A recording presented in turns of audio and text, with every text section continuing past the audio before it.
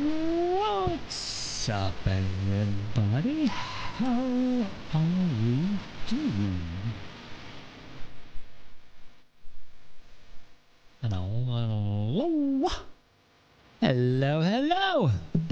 What's up, everybody? Sorry, I forgot I had to add the transition into there. What's up? What is up? Who is here? We got Belle, we got DW, we got Pixie, we got the amazing Liz. What is up, my beautiful voices? We got Sock right here joining us. Yay! We got a little cat tail going on. Cat tail. Cat butt. Cat tail. Got Carissa here. What's up, everybody? Hi, P's here. What's up? What are you doing, girlfriend? What are you doing down there? You sitting at the table? Hey, what's up, everybody? How are we doing? How was our weekend? Happy Monday, happy weekend, happy days.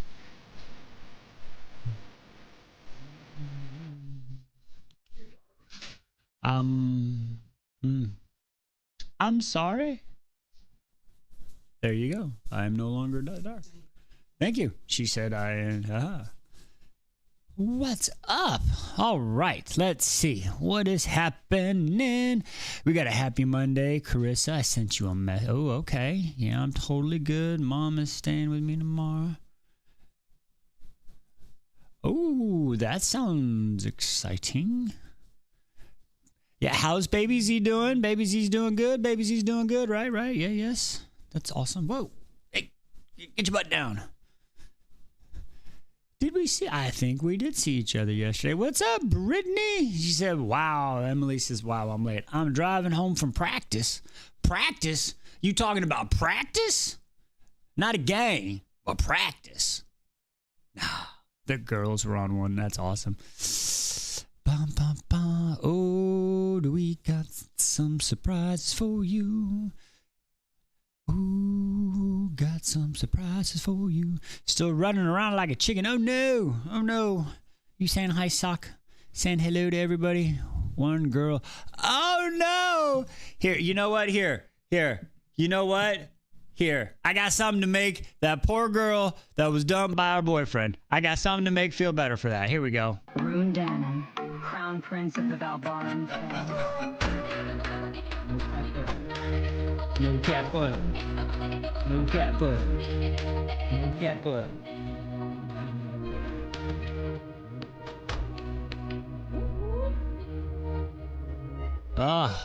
Fine. At practice? Good Lord, ladies. No worries, Court. No worries. Yes, CC1. How did we like the ending? How we feeling? It was good, right? You like the cat butt? Fictional men are far superior. Would you stop with the cat butt? Keep it down. You don't give that shit out for free. Good Lord. I'm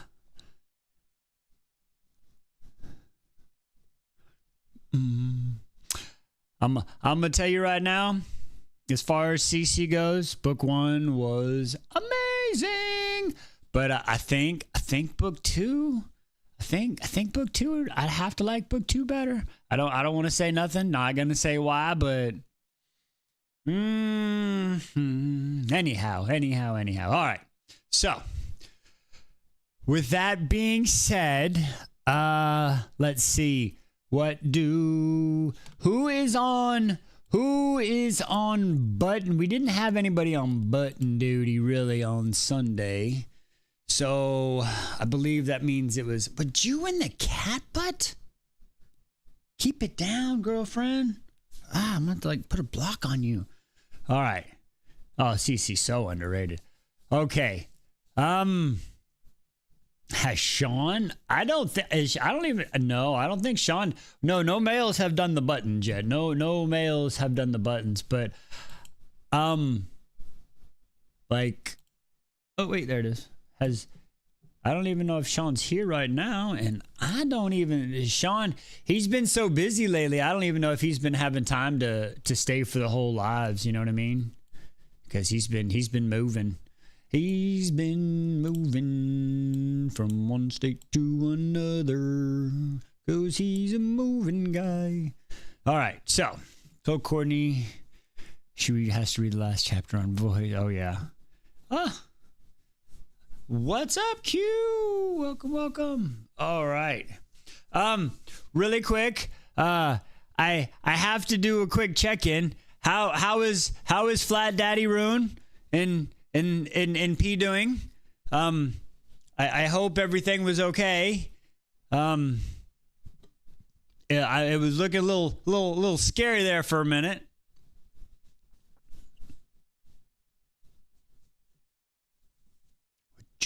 Stop it.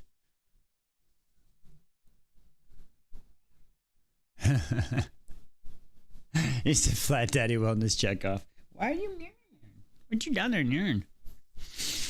The chapter has to. Oh yes, the last chapter. Are you talking of book 2 of CC book 2? Absolutely, absolutely. Please, yes. Ooh, yeah, that one definitely. Yes. So awesome. Yep. Guess what? So we got.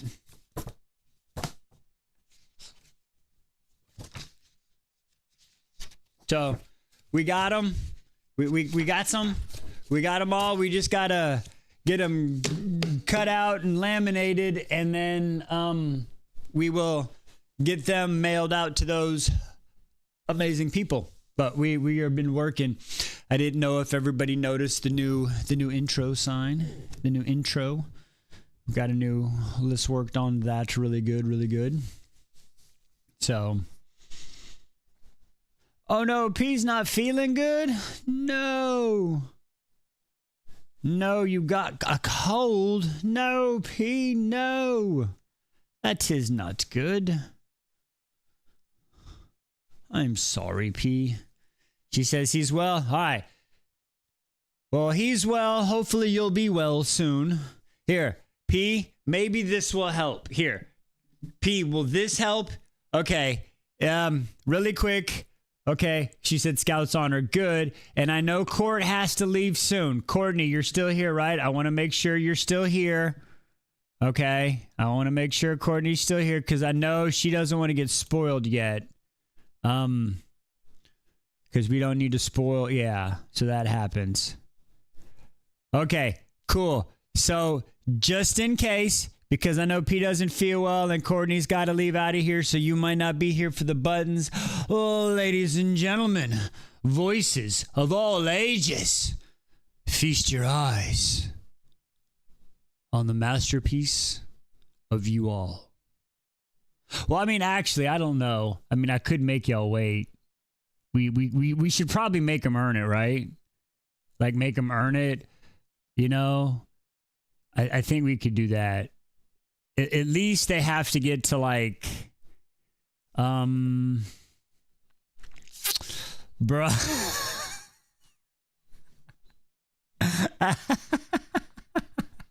Who are you talking? Wait, what? No, don't tease us, don't tease us. Okay.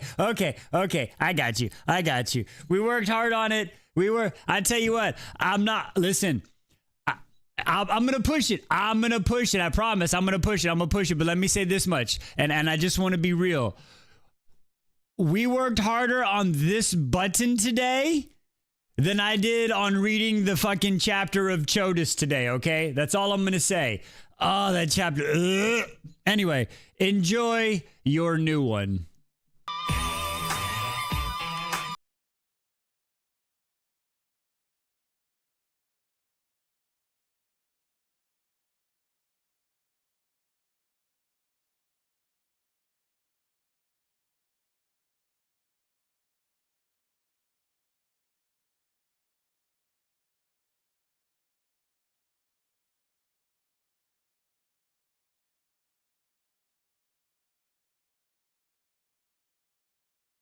Ladies and gentlemen, your mugshots.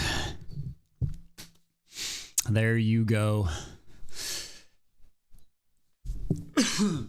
There you go. See, I don't want to do all just the. Hang on. That's probably in the way of some of y'all. There, it should be better.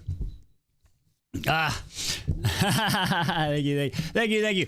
We worked hard once again. It was your idea for the songs. 80% of those pictures, I believed, almost 90%. I think Liz had to do a few, but came from a P. And we worked on that one today. We didn't want to. I was thinking of doing another, sultry song, but I was like, you know what? We need another fun song. So just one mo again. Let's do it for the people that have to leave soon.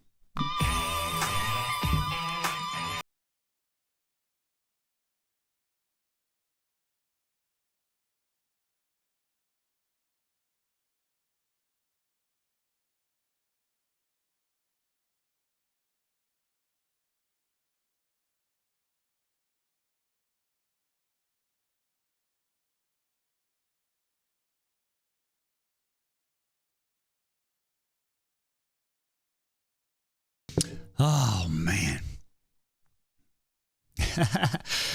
There we go. So there was the mugshot button as per your request. There we go. We're gonna keep going. We'll do them. We'll as long as you keep breaking records, we'll keep making lock up wise.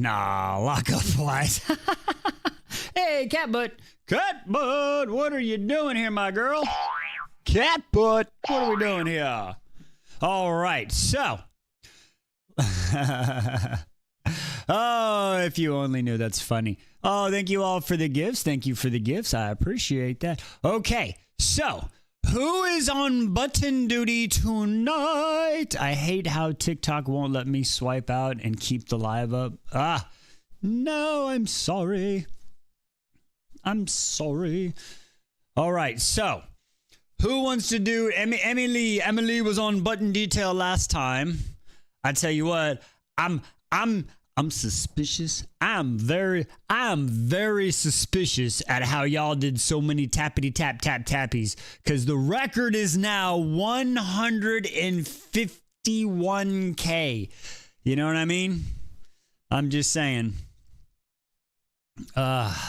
So it doesn't. What? Like in wide. Blah. I hate how TikTok won't let me swipe out and keep the live up. Might have to switch to YouTube. Mine lets me keep the live up, but I'm glitching and it just keeps saying lock up over and over. Oh no, it doesn't. Mine lets me. Wow, these girls, right? I'm telling you, I don't know how they did. Like last week, they was in. It wasn't a busy. It wasn't like we had 40 people. I'm not gonna lie. Excuse me. Had to get that cough out. Good Lord. What are you doing, my girlfriend? Yeah, we only had like 12, 13 people in here. I think top we hit 14 at one point, and y'all managed to freaking boop 151. Yeah, y'all was tapping. I joined. I was in Lisa Astro Azul's. I was tapping away in her live. I think we got to like 25K before I had to leave. I was trying to get to 44, but I had to leave. We had to make a video. And also, I have to give, I know I said this in the Discord, but I have to give a public acknowledgement,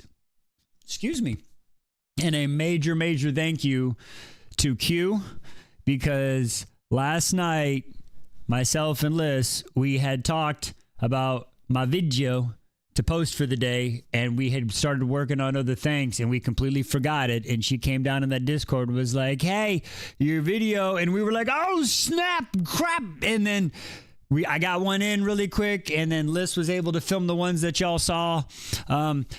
Everybody who checked on me, yes, I'm okay. I'm a professional faller. When I hit the ground, we're good. I fall on purpose. So, but seriously, Q, thank you. You kept the year-long streak going. So I just want you to know that. Thank you so much. I wanted to give you your props for that. So, it's the little things, you know what I mean? So that was awesome. Thank you very much. Okay. Yes. All right, now let's go there. So we got that going on. Cat, but God, Lord, what are you doing? Sock, what is happening? Cat butt. All right. So, as a reward, Q, which... Oh, hang on a second. Ladies and gentlemen, the Dodgers just hit a home run.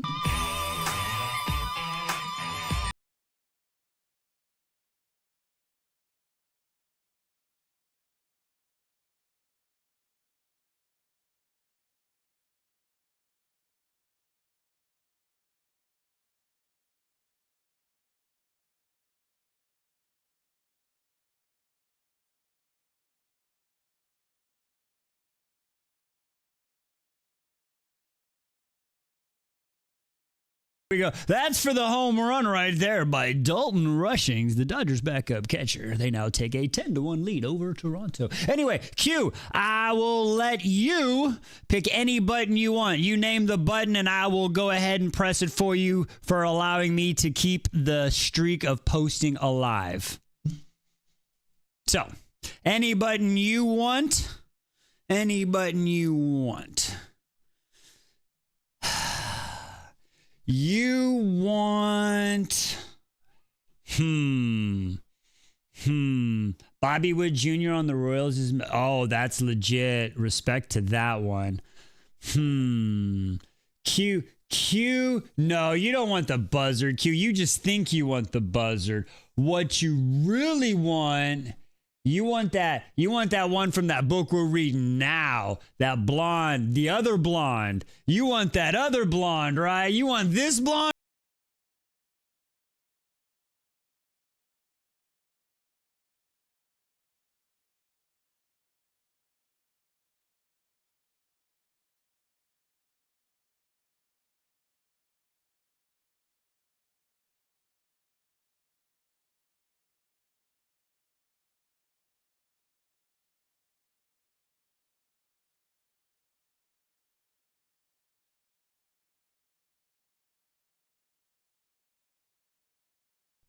There we go.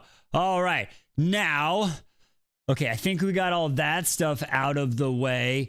Is there anything else from corporate that I need to know about currently? Hey, she switched over. Thank you. We got some people on the YouTube tonight. I like it. All right, corporate, is there anything to talk about tonight? If not, I think we are in for an exciting evening. I think corporate's sick right now, so I don't think we have to worry about corporate for a day or two.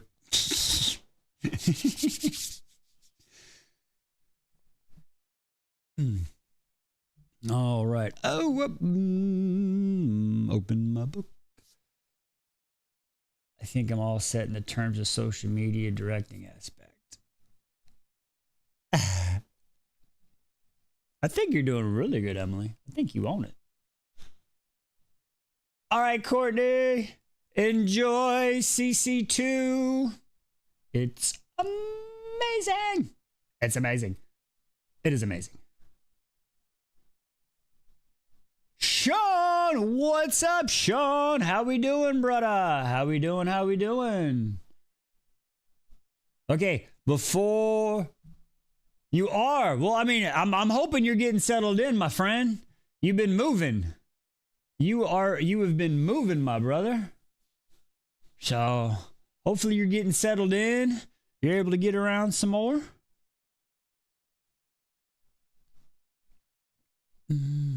Oh, M is crushing it. M is destroying it. She is.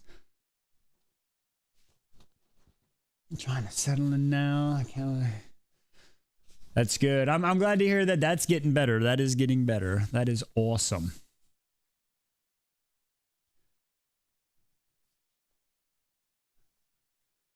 Bum, bum. Ooh, that's a good one. Maybe Sean. Ooh. Nope, he missed that one. Okay. Let us see. She's good. I saw her eat dry. That's good. She won't touch the wet stuff yet. Well, maybe just take a little bit. Let me just go and take a little bit. Hopefully. Okay, well, I got to get my chapter ready. We are on 40. Why am I on 60? Why did it load up Road of Bones? I picked the wrong book. I'm sorry. What was I doing? What was I doing? Okay, Sean says he's still got some stuff to do. All right.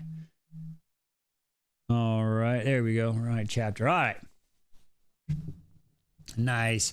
Okay, so once Sean gets settled in, we'll get him on a button duty one night. We'll get him on the button duty one night.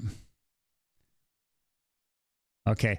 So, who wants to be on the buttons tonight? If we have to do repeats, it's fine. I mean, it just let me know. Oh, Freddie, did it go? Did it? Oh no, it did not. Oh, I thought was that? Oh, that was a replay. Hey, Ash, welcome.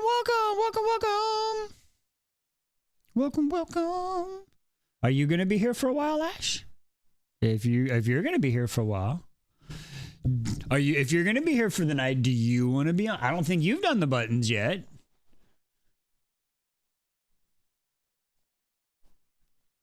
Bum, bum, bum, bum, bum, bum, bum.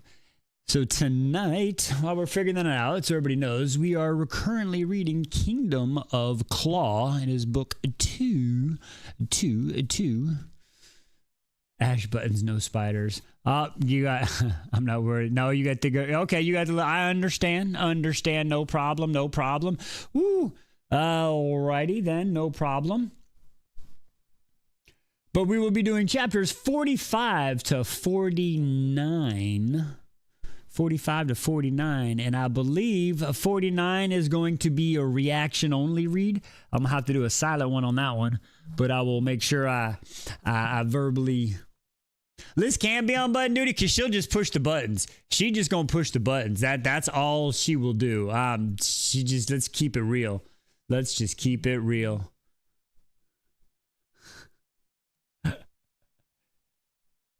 That's funny.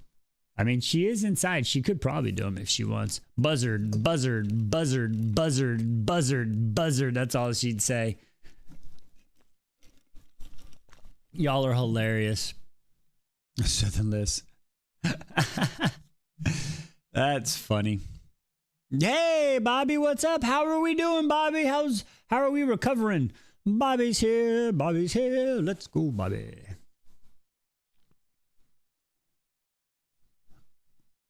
Oh, hopefully Bobby's recovering well. Ooh, more runs. Not a home run, though. Covering okay. Got to hang out with the kids today. Nice. That's awesome. Super cool. I just want to say I love how happy we are to see each other every day. Exactly. Like, y'all, like, it's amazing. Y'all be hanging out with everybody. It's y'all are friends and stuff. It's cool. It's not just strangers on the internet. That's what people don't understand about us around here. We not just some people that get together and go ha ha he he and look at little.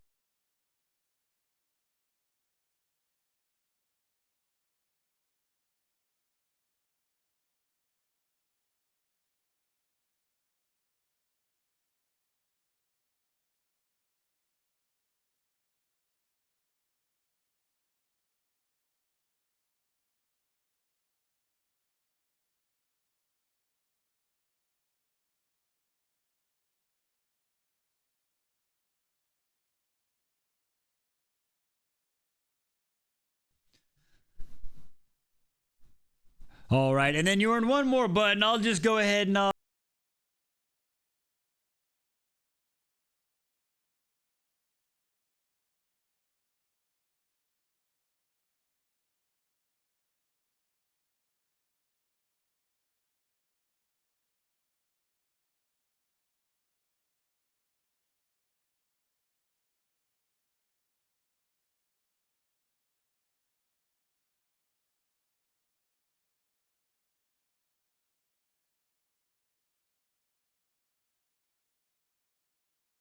you know what y'all really are. Feral! Yeah, y'all are. Y'all are freaking feral. Feral! Man, I really need to finish Stoner Glass. Ah, that's funny. Can you put on Arnisha? Well, yeah, I got Arnisha right here, baby. Woo! Arnisha's right there. Keep me safe in battle right there. Arnisha is here. Yes. Wise, you haven't been put on button. You want me to be on button duty? Yes, Arnisha had to develop. We in Viking territory. We needed extra. They got axes and stuff. So we had to make sure she was protected because I'm running out of band-aids. You know what I'm saying? So, Google eyes. Got our mustache for when I accidentally shave my mustache. We got that there. Woo. You say, Ixnay Wise, can I double the button man? Y'all want me to be the button man? Oh, I will be the button man. Okay, tell me. Okay, let's do the buttons. You're at 15K. Here is your next button. I am Jonas, keeper of the red flags. Witness my Jonas. Ha! Ha! Tappy, tappy, tappy. Wait, you have to keep the mustache till I've. Oh, don't worry. I got the mustache. We got the mustache. We good. This is why we can't have nice things, y'all. Honestly. Boo. Okay, here. I got a better one. I got a better one.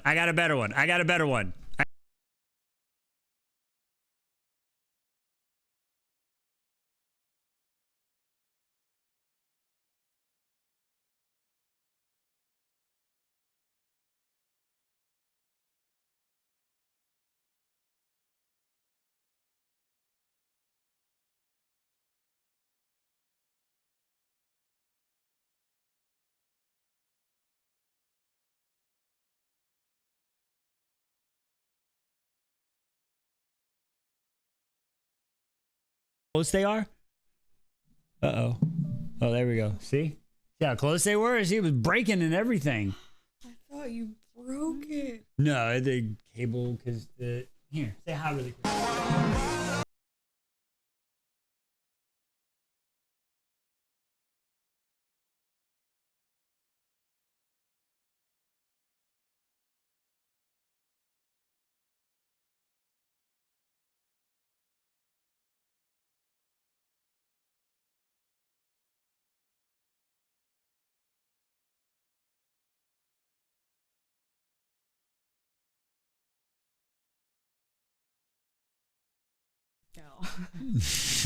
No.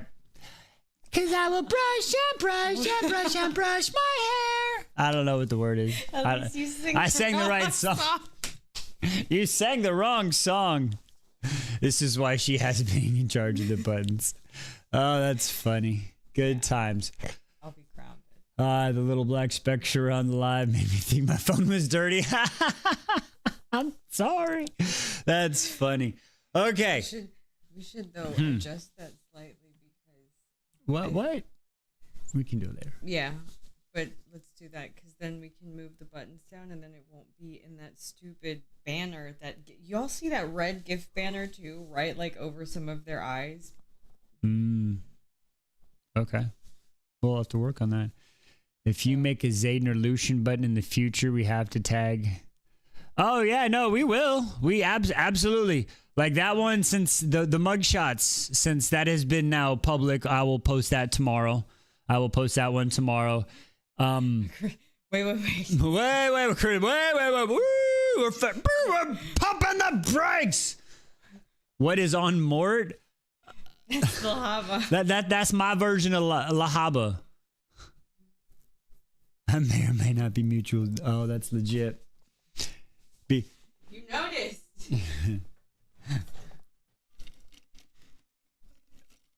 The answer is I am. That's legit. The little posable skeleton that we used to have it posed on like the stories when you would read, and now we've moved it into the back, and occasionally we do move it. Sometimes. Like an I Spy game every time you come. That's what she said. Whoa. Wait, what? Okay. Okay. So, every time. Okay. We got to get started here. Who is on the buttons? Who is going to be on the buttons? Buttons, buttons. We need some buttons. She is an Easter egg. Yeah. During Crescent City, she moved every day. She moved every day. Oh yeah. Connor. You don't want to see what Connor and Danica are doing right now. They are over there. Over there. It's not. It's They're deep in the underworld. They're deep in something, all right. Good Lord. I'm just going to say. I have to go. Okay. Yes. All right. So, you're wrong. All right. You're so wrong. I know you're. All right. Who is on buttons? Oh, nice catch, brother. Who's on buttons? Oh, it's dirty. Trust me. Connor's higher elevated. I'll say that much. Ooh, my hair is doing something crazy. All right. Anyway, they're definitely in Wolfie. Well, anyway, we've gone there. Okay. So we need a button. We're gonna get started late here. We're gonna get started late. Yeah. Okay. Who? Alpha. Oh Lord. Oh Lord. Oh Lord. She said alpha form. Oh Lord.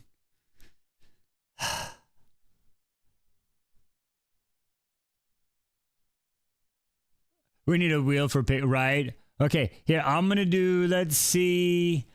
Who? Okay, I'll tell you what. Belle, Belle? I'm gonna go down the list from the top of this list that Tiki Talkie has. Belle, would you like to be in charge of the buttons tonight? Do you want the buttons tonight?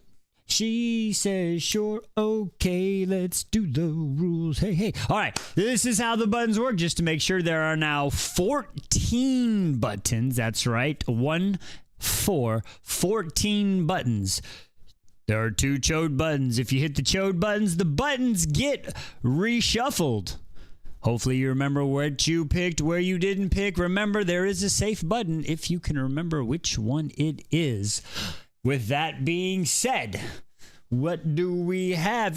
Once again, if you break the record, you will be rewarded with a new button of your choosing. Current record, 151,000 likes, 151,000.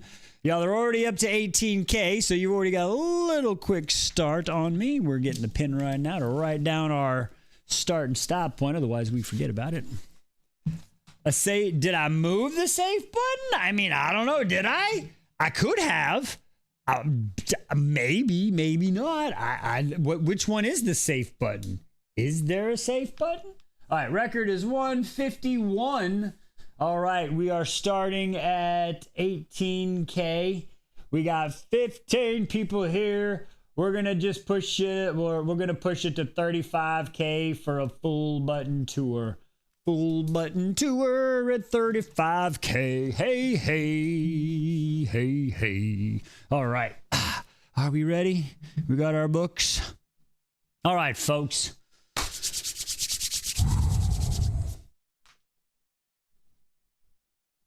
Ladies and gentlemen, boys and girls, voices of all ages, always beyond the stories, a Twisted List production proudly presents to you Demi Winters, Kingdom of Claw, chapters 45 through 49. Chapter 45 by Carissa. See you Wednesday. Here we go. Colors card. Ray had decided the birds hated him. Why else would they be gathered just outside the window, screeching like berserkers? They infiltrated his dreams, had dragged him violently from sleep. He reached for his dagger, ready to send it sailing through the window. But rather than the unyielding surface of the god's damn bench, his hands met unfamiliar softness. He sat up, rubbed his throbbing temples, decided that the birds might in fact be screaming goats because this was Vig's room. And that was Vig's voice filtering through the windows. Good, Helga, just a little closer. Yes, now sing. The screeching restarted, driving into Ray's skull like 1,000 knives. Vig is fucking gangster, dude. Vig is like a Riddick. I like Vig. Vig is legit. Vig, he bellowed, flinging the fur aside, snickering beyond the window, confirmed his suspicions. Let him sleep, came Scylla's voice, making Ray's stomach tighten, and a curious memory filled his mind's eye. Scylla? Curled into his chest, soft breaths puffing against his skin. He'd thrown her arm over her hip, hauling her closer. He slept with his nose buried in her curls. With a grumble, he dangled an arm over the side of the bed, his hand meeting the soft curve of the water skin. Oh, thank you for the follow. Grabbing it, he sat up and choked the water back. What had he been thinking the night before, drinking more Brensa than Cracky on a longest day? Wow, that's a lot of shit right there. He hadn't been thinking. He needed to obliterate his feelings that had blinded him. Discovering an axe-welded, blood-splatted Scylla, clad in only her tunic, was bad enough. But to discover it was Kittle, that Guldra he'd grown up with had so readily betrayed him, was altogether different. After getting Scylla settled into Vig's room, he looked into her eyes, had told her what he truly did, not wished to. We must tell Vig the truth of who you are, Runny and Gaida as well. He watched her swallow, watched her gaze grow distant. You can tell them, she whispered. You can tell them who I am. It was enough that she allowed him to share this, yet Ray found himself frustrated. How long would she need to grow comfortable with Issa? Back up. How long would she need to grow comfortable with Asa? He could only hold off the Aprenza for so long, and after tonight, avoiding the local chieftain would certainly grow more difficult. Why were those sentences so hard? No one would believe a craven like Kittle would go toe-to-toe with Rainier Galtung. How would Ray explain the bodies? Time. She only needed time. Ray had relayed her identity to Vig and Rooney with a calm cold, had ordered them to share with Gaida alone, had threatened to trash them if they treated her any differently, and then Ray had needed to find the coldest place inside him before facing what came next. He returned to the shield home to find the bodies laid out in the yard. Ray had stared at these men trying to place them, but neither he nor Vig knew them, and with that he turned his sights on Kittle. Known for his ruthless effectiveness, Ray knew precisely how to draw answers. But this was different. This man had intended her harm, so perhaps his cuts had not been precise. Perhaps he'd not been quite in control as Axis would have been. Sobbing, Kettle had explained that he'd been seen in Estrie selling sheepskin for Hef and Freitas, that he'd come across a birch plank with Ray's likeness and had recognized him at once, how he'd enlisted the group over ale at the mead hall and then brought them north to Kalisgad with the purpose of capturing Ray. They'd planned to slip seed into Ray's ale, and when he showed his face at the mead hall, but each night he'd failed to show. And when Kettle saw Scylla at Harpa's house, his plans had changed. To Ray's great relief, Kettle vowed no one else in Kalisgard knew of the reward, swore that he did not know the girl's true name, but Ray had to have been certain. No loose ends. He erred in Copa and would not do so again. When he finished and Kettle lay lifeless in his own blood, piss and vomit, Ray had been surprised to find his hands trembling. His stomach had twisted, and his gray tore. Ladies and gentlemen, the Dodgers have hit a home run.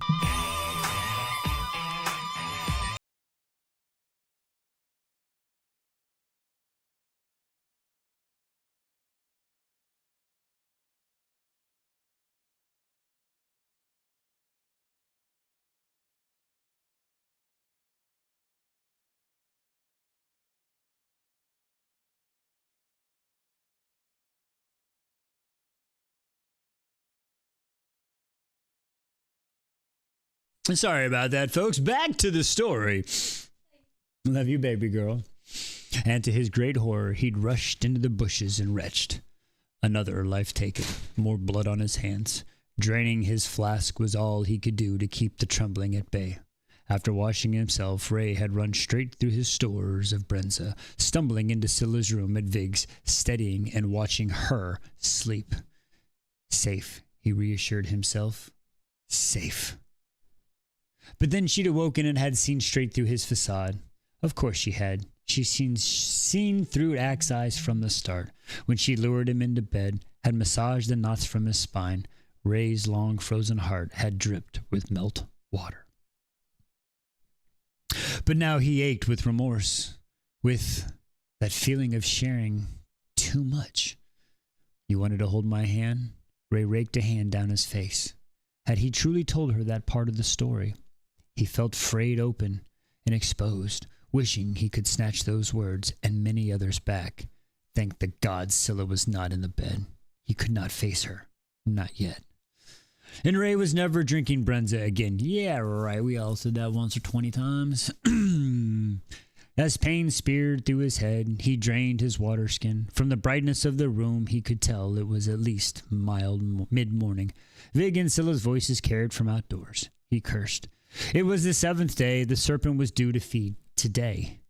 Ray climbed from the bed, eager to throw himself into work, pulling on a fresh tunic, the Labergin armor, and his fingers smoothed the Galdra-made scales down. Stepping into the common room, his feet stilled. Unlike the shield home, Galdra's longhouse, the look of a place well lived in. Herbs were strung from the rafters, tapestries and shelves lined the walls, an enormous cauldron bubbled over the center hearth. Chickens pecked at the hard-packed floor, a cat prowling nearby, a seat at the bench before the fire of Gaida herself. "Ah, you've risen," she said. In her right hand she held a distaff wrapped with raw wool, a spindle beneath it twisting the fibers into yarn. Her eyes twinkled with mischief. "You've gotten your rest, haven't you, Ray?" He nodded curtly. "I've bought sweet rolls from town," he said, nodding at the table. "My thanks, Gaida," grumbled Ray. He snatched a sweet roll from the table and tore it in half. "She's in the yard, sparring with Vig." Ray's jaw hardened. "Has Vig told you about the attack?" asked Gaida. "I'm afraid so. Thank the gods you returned in time," she paused. "Give the spindle a hard whirl. Kettle was a fool of a cunt." Ray's brows rose. "'Tis true and you know it," shrugged Gaida. "He was," admitted Ray, biting into the soft, flaky roll. "Vig told me the rest," said Gaida casually, tugging the raw wool down along the distaff, "that she was Asa Volsic, and now it all makes sense." Gaida met his gaze. "She's a survivor, that one. Braver than any I know," Ray admitted, "though she's had some trouble adjusting to the name." Gaida nodded. "She's quite fond of you, Ray." He scowled into the fire, unsure of how to respond. "'Tis plain to see you share the sentiment." Ray exhaled in irritation. He'd forgotten how perceptive Gaida was. She'd been hurt, betrayed. Gaida's lips curved into a knowing smile, and with each passing week she heals just a little more. "As I said, a survivor. That one. Perhaps more resilient than you think." Her eyes met his, pure mischief shining within. "I see you're sharing a bed now." "Oh, yeah, we are." "It's not like that," Ray said sharply, but he paused, mid-chew in memory of her body pressed against his so vividly. His skin heated. "She's not meant for a man like me, Gaida." "That's her decision, bitch." "Sorry, Ray. Sorry, my bad. That was inappropriate. I'm sorry, Ray. I have no reason to tell you things like that." "What does that mean?" He swallowed the last of the sweet roll, sending the best axe eyes at her. "I've done too many terrible things. I'm no good for a woman like her." Clearly unconvinced, Gaida set the spindle, turning back with a brisk flick of her wrist. "I'm a killer, Gaida." "This is the body of a killer, pellet, sparkly." "Sorry." "I'm a killer, Gaida, but your heart is made of ice. I am not capable of softness. I excel in cruelty and violence." She merely shook her head. "I am what I am," Ray scowled, "and that is unsuitable for her. Best you understand it." Snatching another sweet roll, he stormed into the yard. His feet faltered. Vig's broad form was wrapped around Scylla with one hand on her hip and the other skimming along her collarbone. Whoa, Vig about to get fucked up! Vig's mouth was right beside her ear, saying something in a low voice. Scylla nodded in reply. Curls pulled back from her face showcased the pink apples of her cheeks, the graceful curves of her neck, and her eyes. Gods, those eyes could make a man forget his own name. Dark, yet always sparkling, set between long, sweeping eyelashes. Was the light playing tricks, or was she always this God's damn's beautiful? But the palm on her collarbone made a hot, poisonous feeling slide through Ray's veins. He wanted to snatch Vig away from her, wanted to drive his fist into his friend's jaw.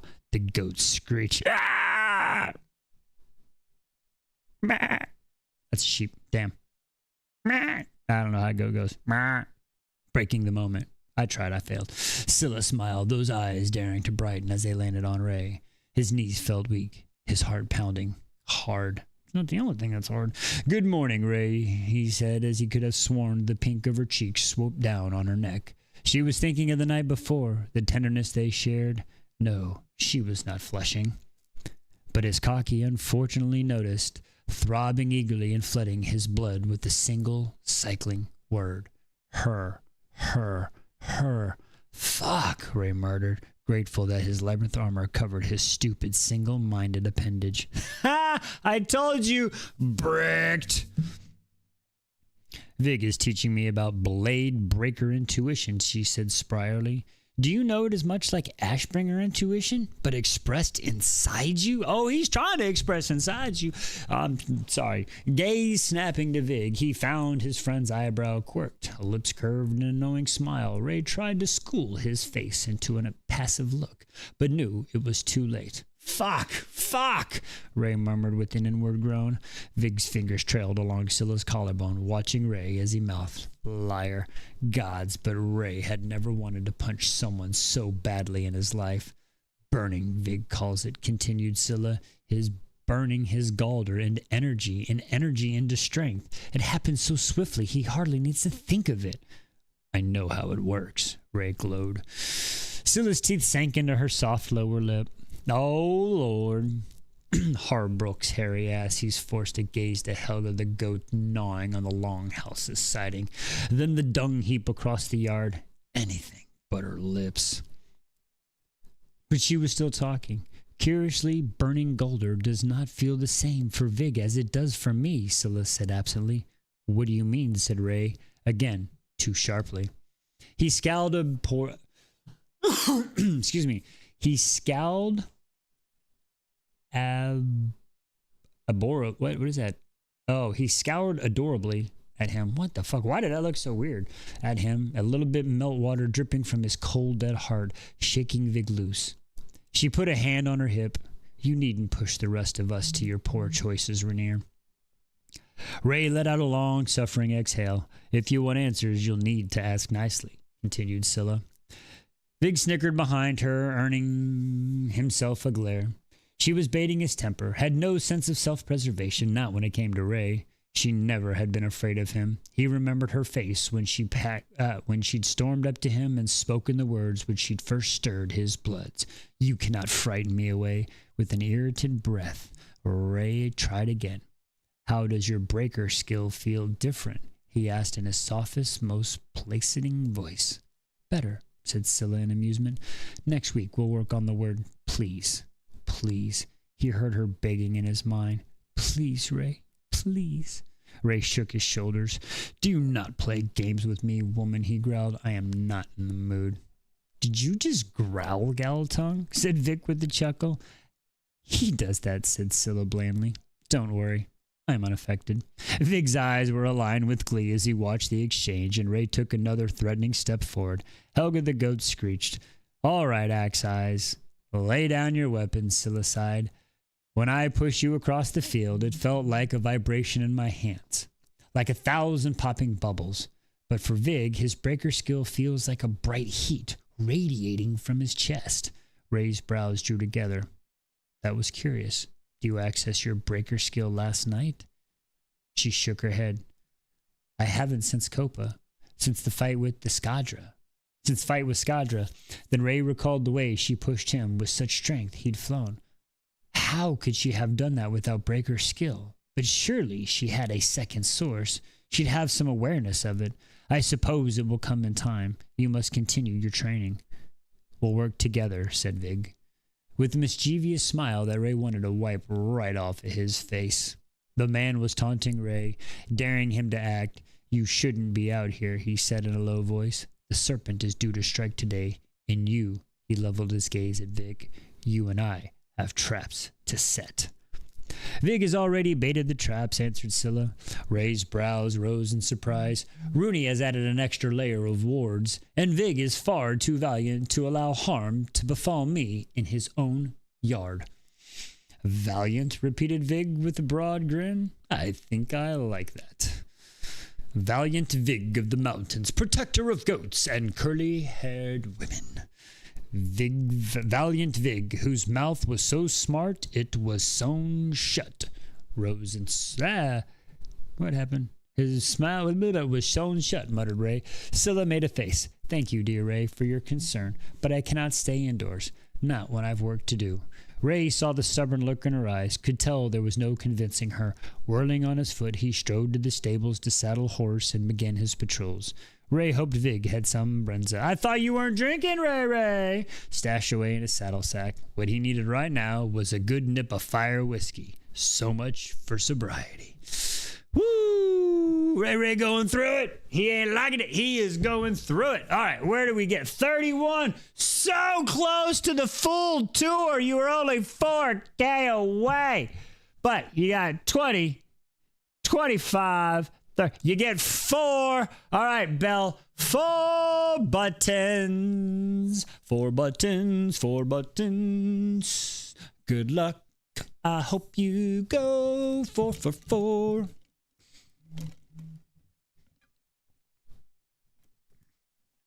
She says 2.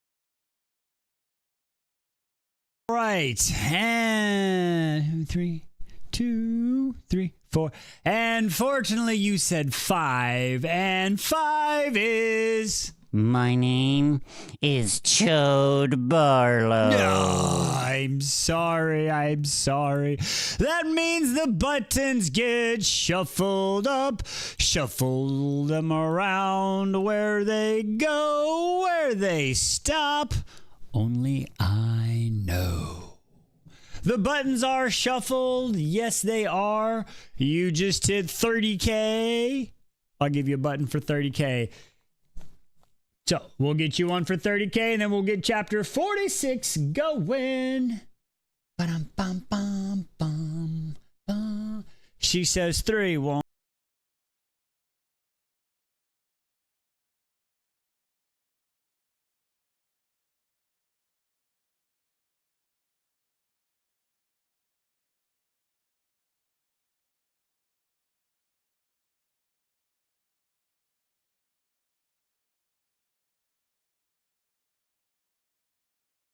There we go. All right, we're at 31K. Got to get to 50K for the full tour. 50K for the full tour. Button 3 is your safe button currently. Remember, they were shuffled. Let's get into it. Chapter 46, Kingdom of Claw. Here we go. Chapter 46, Sonavik. Saga. Saga, what are we doing? Okay, you were going to go talk to the king. Don't go talk to that. Okay, that was the dumbest shit ever. All right, here we go. Saga rubbed her gloved palms together as she stood outside King Ivar's study. Bad idea. Cursing her. Erratically beating hard. Oh, fuck me. She forced in a deep, calming breath. It was only Ivar, the bitch. But the thought did nothing to calm her. Only the man who murdered her parents. Only the man who'd given her like an object to his son. Saga despised that when Ivar looked at her. He saw victory.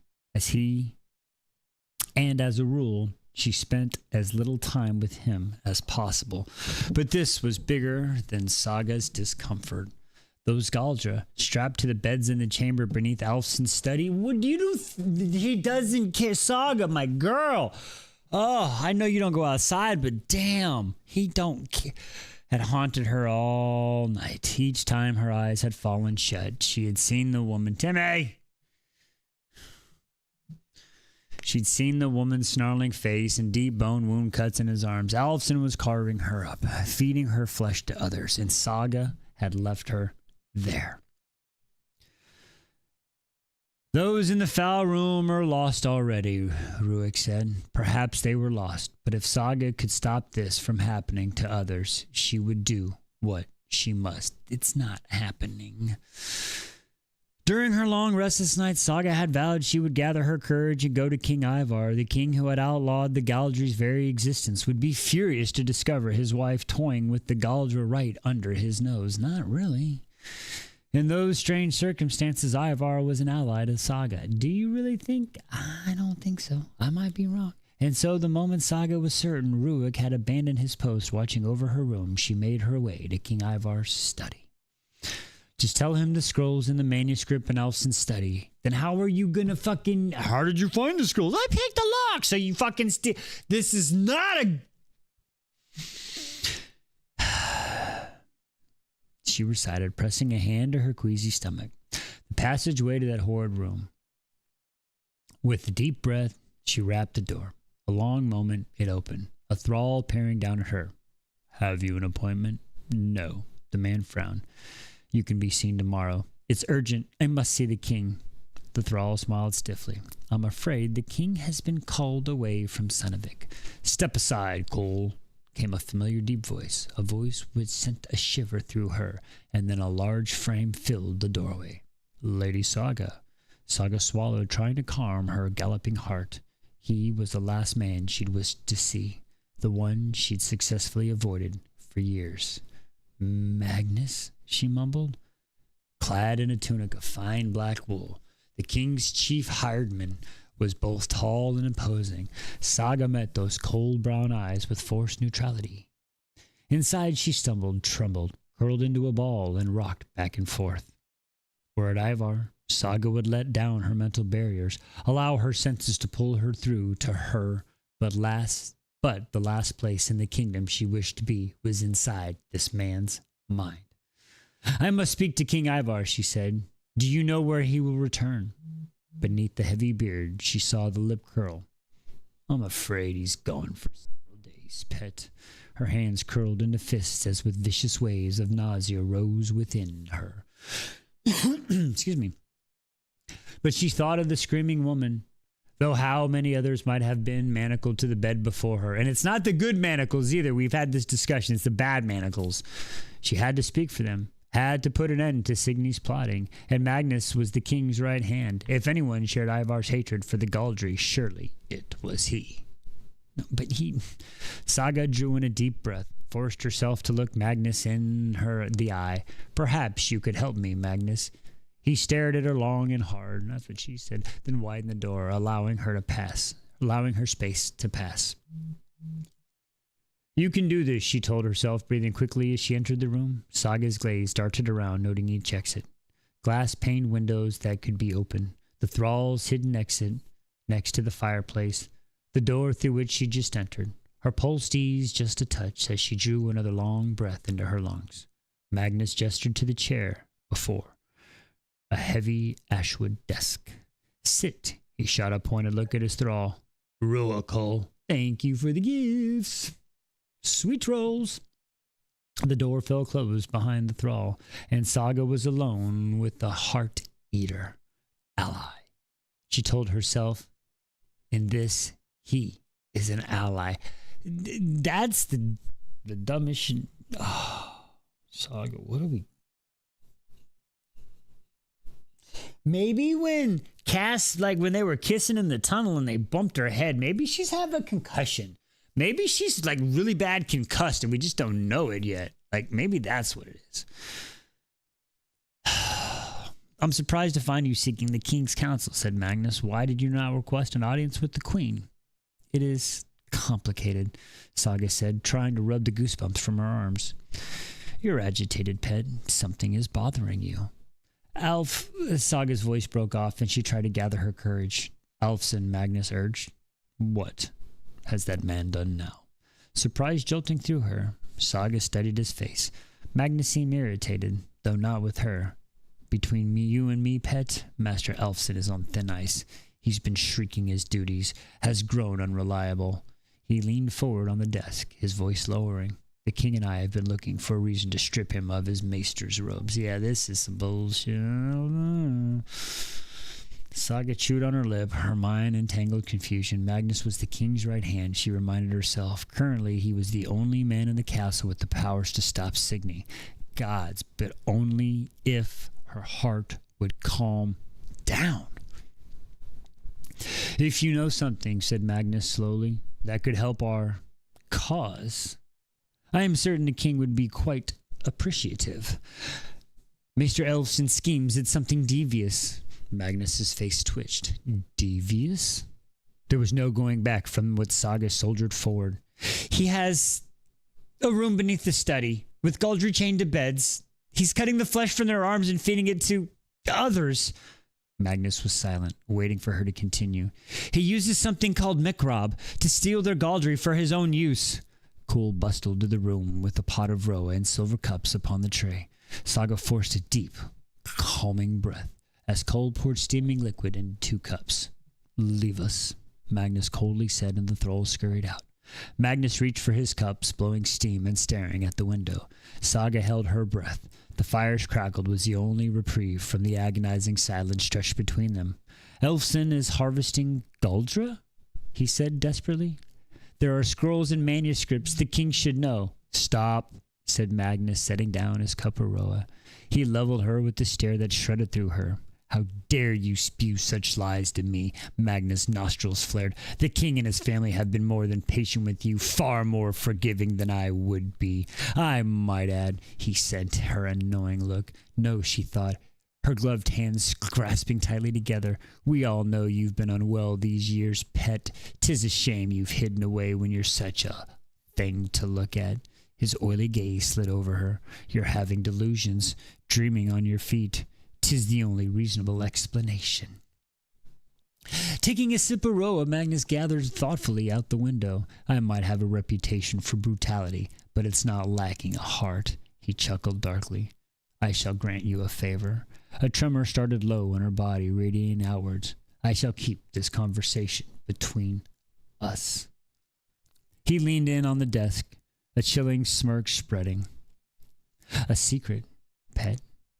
Should words these accusations spread, I am certain it would be unpleasant for you. Saga stared at him numbly, gripping her chairs. If Signy would only allow me, I'd set the girl straight. Saga inhaled. Her mental walls have frayed through her agitation. Gods above. Excuse me. Gods above. She could not survive the mind of this deprived, vile man. I would take my time with her.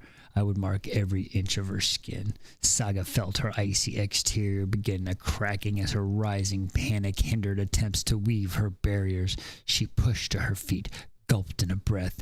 You're most generous, Magnus. If you'll excuse me, I feel a touch unwell. I shall go lie down. I suppose we don't need the hounds to scent the satchel now. Saga stumbled as she rushed out the door. Satchel? Satchel? Satchel? Pieces slid into place, one after another, until a horrible picture formed before her eyes. Ruik had kicked her satchel, the torch beneath the bed before they'd hidden, and in the rush to leave, she'd forgotten about them. Clearly they'd been discovered, and Magnus knew about them. No, whispered Saga. No, no, no, no. Realization slithered through her veins. Saga had been so distracted by the idea that Jarl Skolthi could be the Black Coat. She hadn't seen things clearly. Who had access to both the Queen and the Clenary, who traveled freely through the kingdom, who hungered for power, for violence, for vengeance. Magnus was the Black Cloak, and she just told him everything she knew. What are we doing? I told her.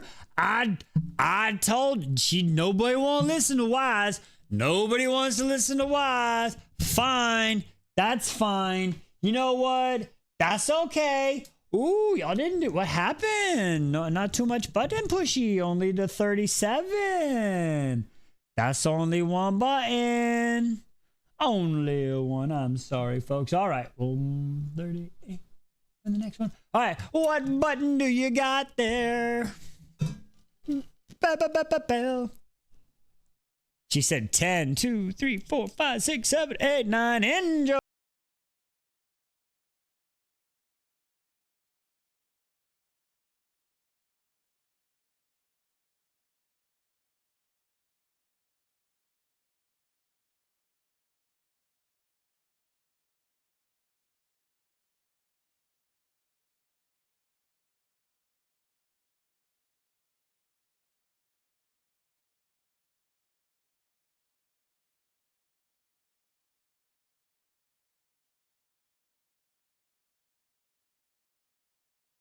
There we go.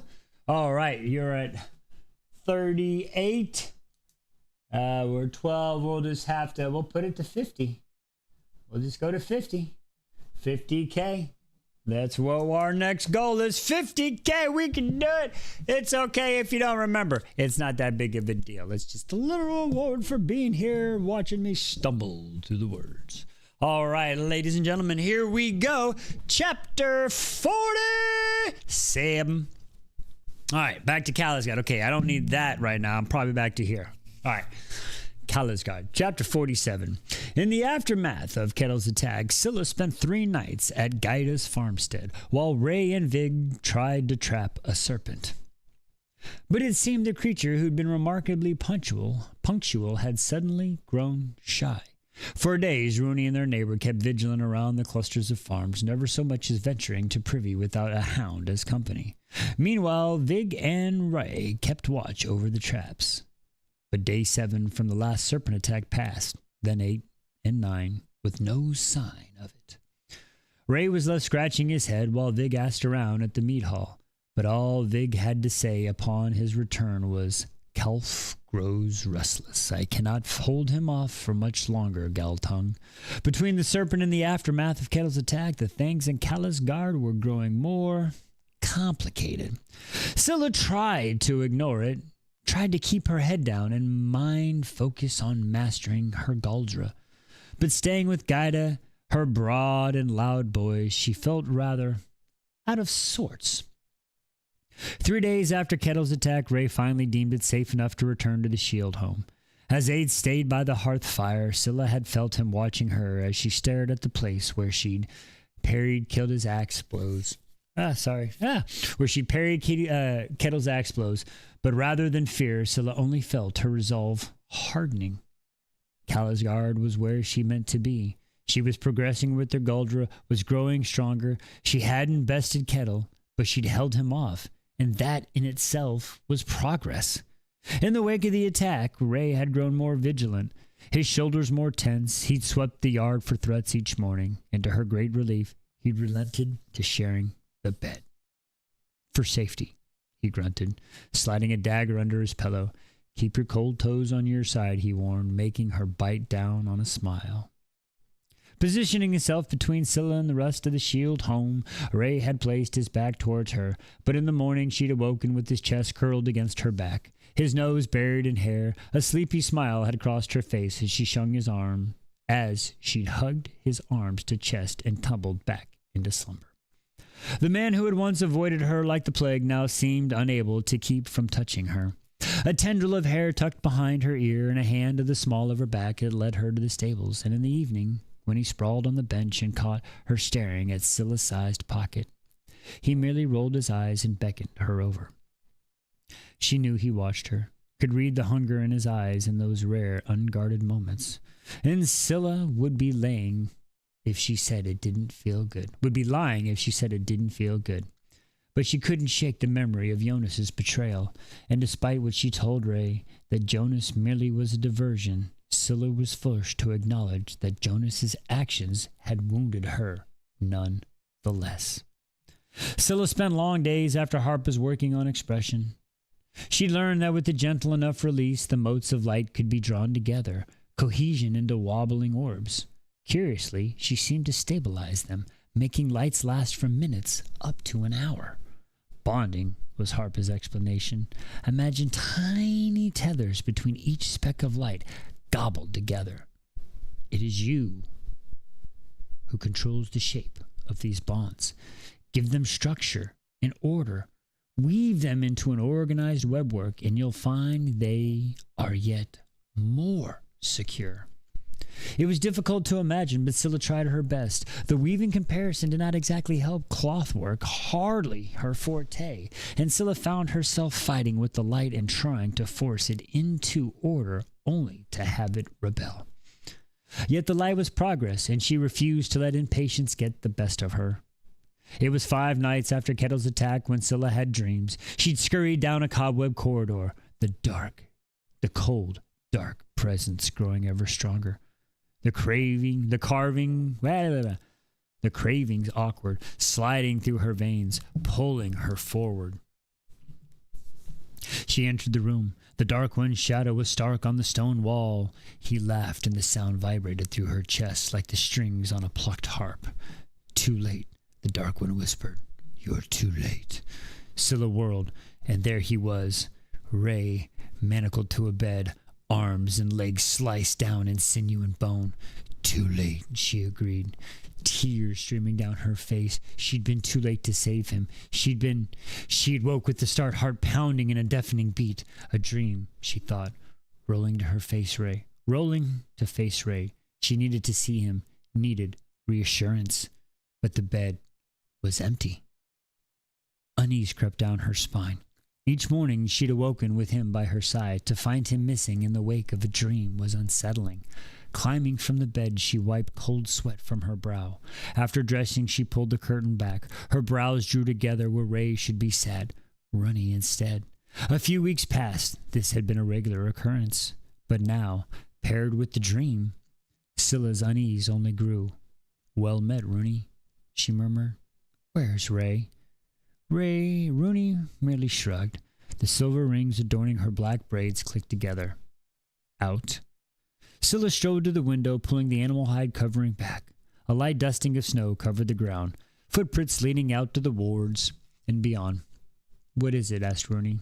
Dark dreams, and now Scylla raked her hair back, trying to shake the feeling that the dream had been a message from the gods. I do not like that Ray is gone. Rooney watched her silently. He has gone to visit his brother. Scylla's gaze met Rooney's and held.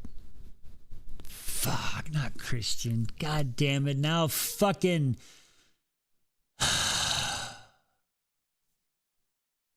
fucking Jonas. Christian. Rooney nodded. The burial ground in Kalishgod. Motion in the yard diverted Scylla's attention. A large black bird had landed in pristine carpet of the snow. Slowly it lifted its head and stared at Scylla's with the dark, knowing eyes. Her heart leapt into her throat, curved yellow beak, a swath of white on its tail feathers. Black Hawk, she whispered. The herald of death. The last time Scylla had seen it was the day her father had died.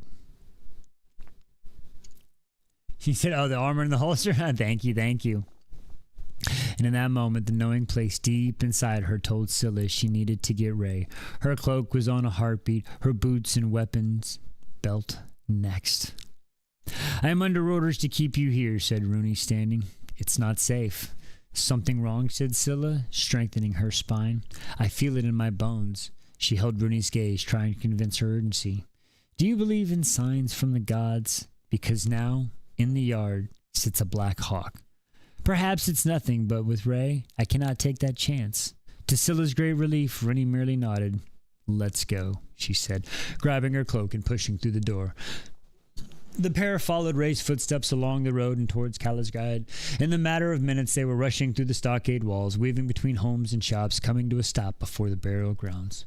Wide open space, bordered by woods and dotted with a thick cluster of trees.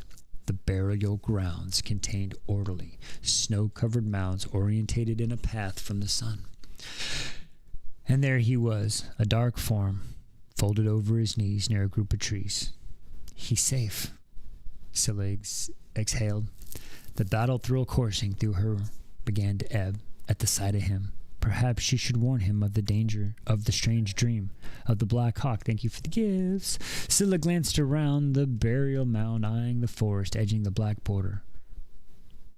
She'd just give him a warning, then return to the shield horn. Rooney, Scylla whispered, can you wait here?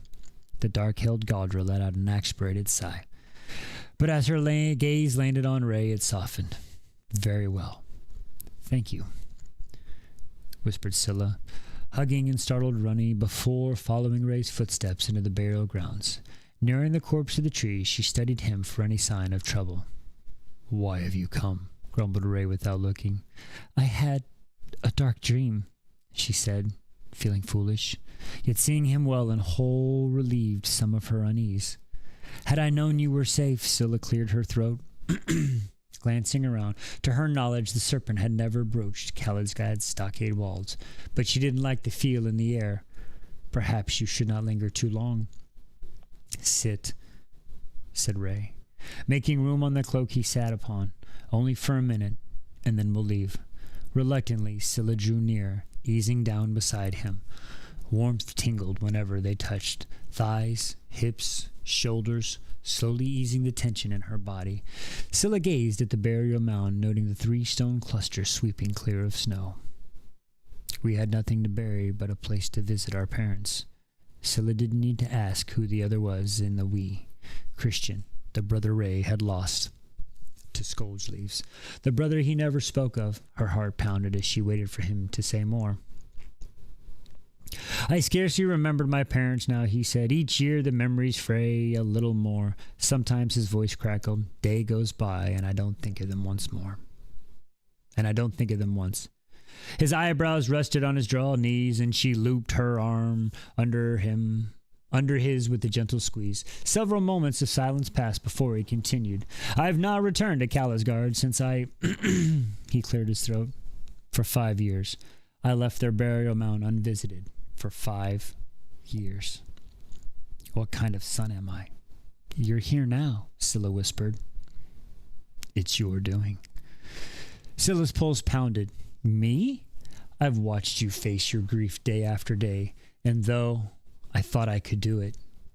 And I thought if you could do it, at the very least, I could try. Warmth unfurled in Scylla's chest, and she could not help but smile. I miss your smiles, he whispered. I am glad to see them back. Embarrassed, Scylla pressed her nose into the shoulder, breathing him in you. You said softly, help me with more than you know. Having you at my back gave me the strength I needed. He looked ridiculous. I did nothing. Words are not... I am better with actions. Your words and actions help, she said, turning her head so her cheeks rested on his shoulder. Will you tell me about them? She felt shy asking, fearful he'd retreat. I recall little, he said, staring at the burial stones. But there are flashes of things. My mother could be as stern as Harpa, but my father was as playful as a wolf cub. He'd wrestle us for hours, taught us how to hold a sword, how to tell if a man was lying. He taught us how to cheat at dice, how to slip the parts of our meal we did not care for to the hounds without catching our mother's eye. Ray let out a long breath. On the surface, it might not seem that my parents were suited, but I think they brought balance to one another. He drew out a carefree side of her, while she helped him achieve things he could not only do on his own. Together, they were stronger than apart. Oh, thank you for the gifts. Thank you, thank you. Scylla squeezed him gently. And your brother, she prompted greedy for more. But Ray's guarded expression told her not to press. I'm sorry, she retreated. If you ever wish to speak of him, I am here to listen. Thank you again for the gifts. Thank you, thank you. He was silent, and Scylla's mind raced for a way to open him back up, to bring him back to where they had been moments before. You work for the apprentice, she tried. Is it for them? For your parents? The muscles beneath her fingers eased as the touch of he released the long exhale. Yes. He was silent for a moment. Quite contemplation. You're a caregiver, she said, understanding at last.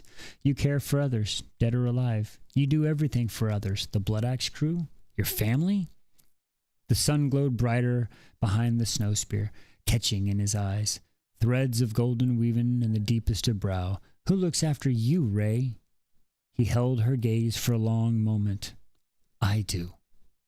I could do it, she said, the words quiet and loud all at once. If you'd let me. I don't need anyone to look after me, he growled. He glowered. She laughed. She couldn't help it.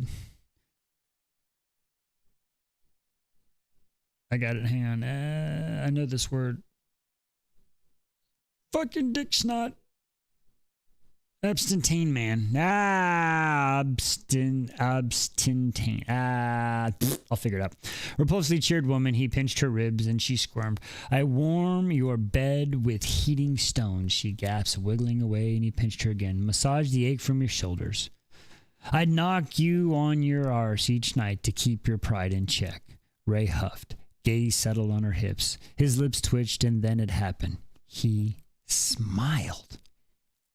It was like the molten sunlight pouring through her veins, the smile back reaching up, skimming fingers along the soft contours of the lips. Your smiles, she whispered. I find myself willing to do anything to see them. Her fingers settled in the divot of his bottom lip, pushing down, and I find myself wondering. She pushed onto her knees, bringing their faces level. Edging closer. There's going to be some edging going on. She watched Ray's pupils grow impossibly wide. Something deep inside her fluttered. Impulsively, Scylla leaned forward, sliding her lips against his. As far as kisses went, it wasn't her best work. She pressed her lips to just a little too hard, lost her balance as the world seemed to tilt. Putting a steady hand to the ground, she drew back, her face as hot as 1,000 suns. I didn't want to die without doing that, she blurted out, easing away. Panic gripped her. What had she done? She'd just kissed him. Raynard Galtung. Oh, gods! But his hand slid around her shoulders before sliding up her neck, cupping her face. Then do it right, he muttered, and his lips were on hers. Scylla was torn between a curious mixture of surprise and relief. Surprise that Rainier Galtung was cupping her face so reverently, kissing her with all the tenderness in the world. Relief that at last this was happening. A warm rush of tingles flowed through their body, and time seemed to stand still for a single perfect moment. Obstinate. Dad, yes, I knew it meant stubborn, but I just didn't know how to say the word. Thank you. That's why I love y'all. Y'all teaching me. Thank you. Okay.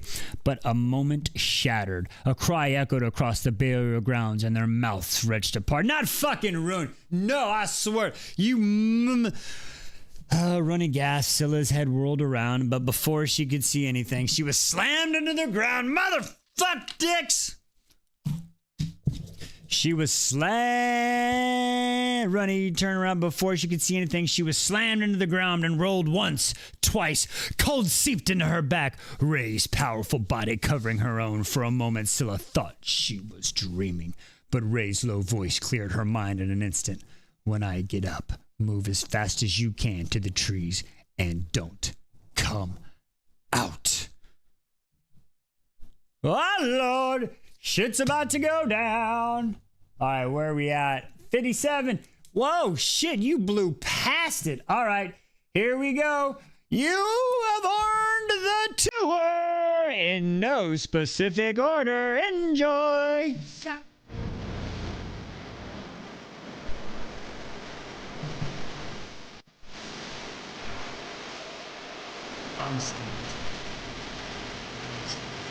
Obstinate. Obstinate.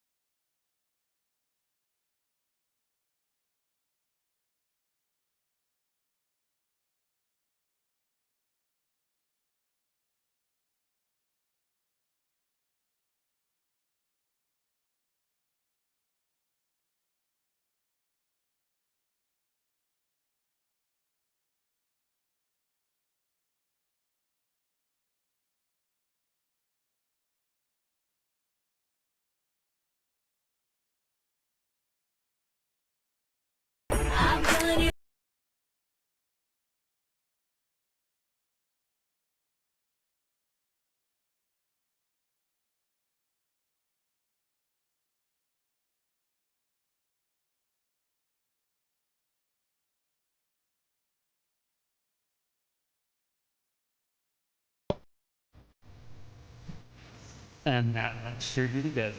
Woo, wait. Say goodbye.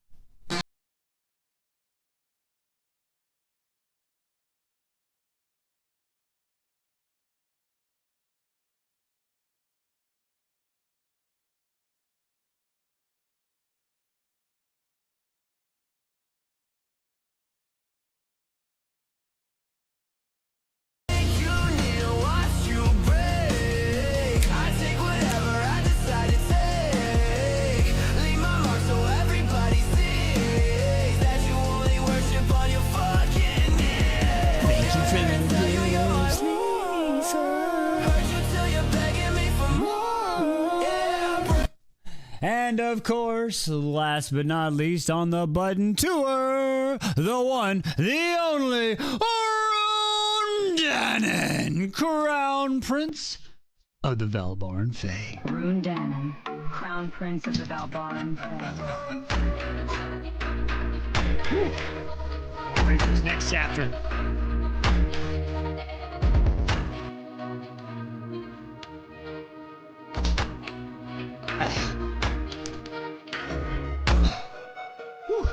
All right. Woo. Oh, thank you all for the guests. Woo. All right. All right. I know this next chapter is about to get crazy. I had to stretch out. They're about to be fighting and stuff. Hang on. We gotta get prepped. Hang on. I gotta feel. Yeah, we're warming up. I don't know. It might get wild up in here. I bring Jack in just in case I gotta beat somebody up. All right, we're good. Entertainment, TikTok. Whew. Oh, God bless it. 60K. Yes, you do get a 60K button. What number do you want for 60K? Oh, thank you for the sweet rolls. 14. Stop.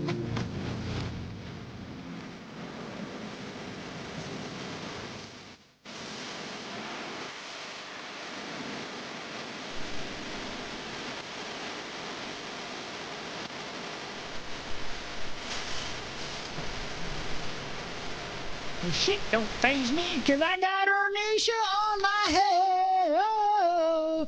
All right, we're starting at 62K. Hey. Thank you for the little things. Those are so cool. Thank you all for the gifts and the love. I appreciate that. All right, we're at 62K. Oh, y'all destroyed that one. 80K, y'all.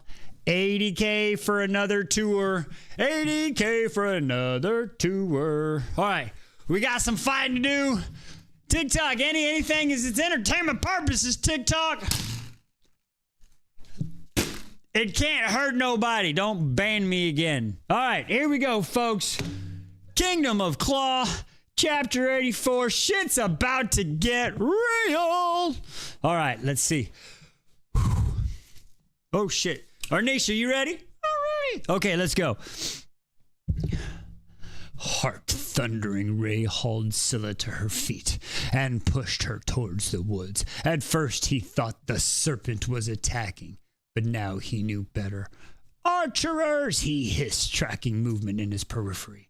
The light steamed over the snow spear was near, blinding. Shadows in the burial grounds grew deeper. Take cover in the trees. But I want to fight, she protested, reaching for her sword. I got a sword! Another arrow whisked past his ear. Not this time. Ray left no room for compromise in his words. It's too dangerous. Get to the trees and do not come out until I signal. After casting a scathing look, Scylla rushed to the trees. Just in time, another arrow thumped by, missing her by inches and embedding into the trunk. This arrow, Ray noted, was far smaller than a longbow's, with curious red fetchings. Drawing his sword, Ray ducked low and rushing to the largest burial mound, swerving side to side to confuse the archer. He was 2 steps away from the stones when warriors emerged from behind the barrow. Gritting his teeth, he quickly assessed 8 of them clad in boiled leather armor, great axes clutched in both hands. His gaze fell upon the sigil of the cursed. Wolf eaters. Ray dropped, rolling the barrel behind the barrow, while simultaneously linking his Goldra within all the force he could muster. By the time he sprang to his knees, the veins in his hands were oil black, the prickling heat of the Goldra building higher with each heartbeat. He had only seconds for this to work. The archers would have to wait as he took on the warriors rushing around the mound. Flickering his palms open, he drew in from the hot the tattoo on his chest, expressing his smoke in a churning rush of darkness. With an exhale, he split his power into 8 wisps of smoke, channeling every fiery ounce of anger into his Goldra. His smoke swarmed to the nearest warrior's face, the familiar anguish of screams. And the split of burning flesh filled the air, the warrior before him falling to the ground just as churning smoke met the next. An arrow whizzed by Ray's ear, diverting his attention to the barest of moments. His Galdra faltered, but he refocused quickly. 3 warriors fell, but the rest were closing in on him. Shit, he murmured, trying to maintain his focus, but they were too near. His Galdra was better used from a distance. "'Tis a nice trick," guarded the warrior from behind him, "but it is no match for cold steel. Unfortunate for you, I have both," growled Ray. Drawing his sword, Ray whirled just in time to duck beneath the swinging great axe. A match to Ray's own size, the warrior's red beard glinted in Sunvloud's glorious rise, bringing his blade up to parry a bone-rattling blow. Ray was forced to relent his Galdra. The hair on the back of his neck rose as he dove into a heartbeat too soon. Another warrior swung from behind. "Ah! Give up to keep your parts," spat the man, "or keep on and you'll be leaving in pieces." Rolling to his feet, Ray widened his stance, the warriors advancing on him. "Give up and I won't use you as firewood." He wouldn't allow them to know he couldn't maintain swordplay and his Galdra simultaneously. Ray had learned long ago to steel himself against emotions in battle. The hot-headed was more apt to lose his head, as Cracky liked to say. And so Ray found that cold place within and became the ruthless warrior he needed to be. Lunging at the red-beard warrior with a burst of aggression. Ah! Ray caught him off guard as he parried Ray's blade and sent him flying to the ground. But it was no matter. Ray grabbed him by the collar and pressed a sizzling palm to the warrior's face, relenting the man's flesh turning red as his beard. The blade slung through the air and Ray's release of the man's collar, ducking low just in time. The warrior's great axe collided with the red-bearded man's shoulder. Leather splitting, the blade sank right through. Yanking the great axe free, Ray swung it overhead, burying it deep. Hey, thanks for the follow. And advancing the opponent's neck. The last warrior, having lost his weapon, tackled him to the ground. It was not a pretty fight. There were no handsome swings of the blade, nor fancy footwork. This was a struggle, a fight to the death. The warrior was had enormous fists, and that returned Ray's own blows to equal measures. As his opponent's fist crashed into his nose, Ray pressed the hot, still hands into the man's face. "Burn that shit off, bitch!" The man's face finding soft curves of the eyeballs and pushing into them. "Ooh! Pop!" The warrior screamed, buckling like a wild animal, sending Ray flying. But it was enough. The man's sight had been compromised. Breathing hard and trying to regain his senses, Ray scrambled to his feet, unsheathing his daggers, and dispatched the withering warrior. But the pain speared suddenly from the back of his neck. Shock was chased quickly by fear, then relief. Had it been a longbow's arrow, he'd been dead. Distantly aware of more approaching warriors, Ray yanked the arrow out and examined the strange pointed tip. Oh, it's going to have a poison on it or some shit. There was no arrow. It was a scarpling quill. Most alarming with each passing breath. The heat of the magic grew increasingly quiet until at least he could sense it no more. Ray clutched his chest in the hollow place where his source should lie. This was different from being drained. Rather than being empty, it was simply not there. What had they done to him? Ray fought his panic once more, and the warriors swarmed at him from all corners of the burial grounds, tried to assess, tried to find the cold, unfeeling place. But Ray was unsettled by the absence of his Galdra. Battle cries surrounded him, and he retrieved his sword, bracing himself for impact, an impact that never came. He watched in disbelief as a charging warrior veered unexpectedly to the side, crashing into his comrades and landing hard. An open wound in the man's throat bobbed arcing through the air in the stain and the crimson snow. "Runny," he exhaled. "Thank the gods!" Just then, Vig hurled from his periphery, and a bare arm swinging the great axe through the air, hacking through the man's shoulder to hip before he tumbled to the ground. Entertainment purposes, tick-tock. Before he tumbled to the ground, Vig was already cutting down another wolf feeder. "Seems you can't stay out of trouble," yelled Vig, a broad smile across his blood-flecked face as he struck down another wolf feeder. "Let's go, Vig. My life was quite in order until she showed up," muttered Ray, charging at the warrior who swung at Vig's back, slashing at his neck. "Trouble stalks her like a jilted lover. 'Twas too quiet around these parts anyway," Vig replied, ducking the incoming blade with a chopping man down at his knees. "Whah! Whah! Whah!" I like it. Needed a good fight to liven things up. "Don't let them prick you," yelled Ray. Their arrows quill Galder. The words became a blur of blades as Ray fought side by side with the Shadow Hound and the Blade Breaker. Red sprayed across the snow as he edged towards the trees where Scylla took cover. It seemed each warrior was flayed and instantly replaced by another. "She's in the woods," came a man's voice, chased by Scylla's scream. Ray's stomach clenched. Too many times had he failed her. Today would not be another. With a ragged cry, he forced his way towards the words. "Get her!" someone yelled. "Someone get her! Archers!" someone else bellowed. "No!" Ray grunted, shoving his shoulder into the man's gut and sending us stumbling backwards. He cannot fail. Not again. Pain exploded from the back of his skull, consuming his entire world. Life throbbed back to Ray with every excruciating pound of his heart. He blinked and blinked again. Prone on his back, snow melted through his armor. Cold steel pressed to his throat. 3 warriors glared down at him. His vision warped, the man above him shifting. One turned, calling over his shoulder. "We've got our man, love. Put that away and we won't hurt him." Put what away? Ray wanted to ask, but his tongue felt too large for his mouth. A male roar filled the air, growing higher and higher until it reached a shrill pitch. It was not the sound of victory, but a sound of agony. "Release him," snarled Silda, "and I'll let you live." "Get it, girl!" Ray expected laughter, perhaps patronizing grin. Instead, a warrior flinched. "Shoot her!" he bellowed. Everything happened so quickly he could not make sense of it. Footfalls and grunts, warrior's terrified cry. Something heavy fell into his chest, pinching the air from Ray's lungs.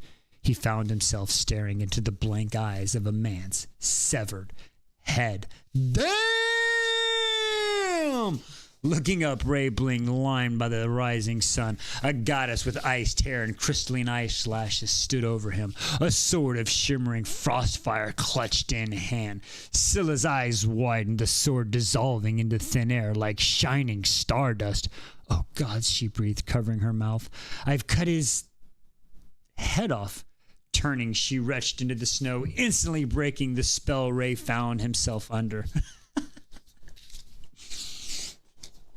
Ray pushed the severed head from his chest and crawled to his feet. His skull screamed in protest, but he tried to shake the grogginess away. Bracing himself on his knees, he took the corpse of either side of him, so engulfed in the frost they seemed at one with the snow.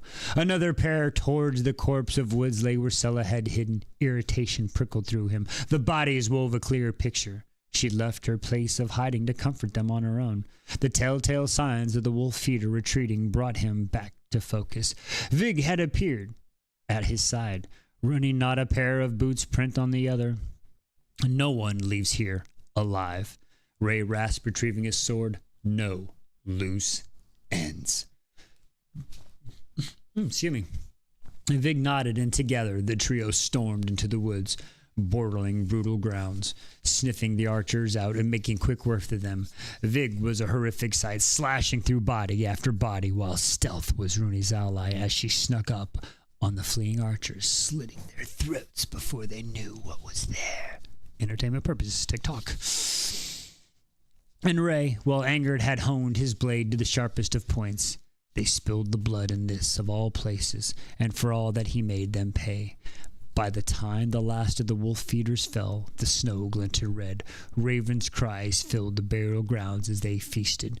Ray trudged over to Scylla, tight with anger. He wanted to shake her, wanted to scream at her, wanted to glory in his new revelation of her power. But most of all, he wanted to gather her up and finish what they'd started moments before the warband had attacked. His skull still rattled and could not find the words, and so he merely watched. As his gaze found Vig and Rooney. "A sword!" exclaimed Vig, clasping Scylla's shoulder. "You wove your Galdra into a sword? How did it happen?"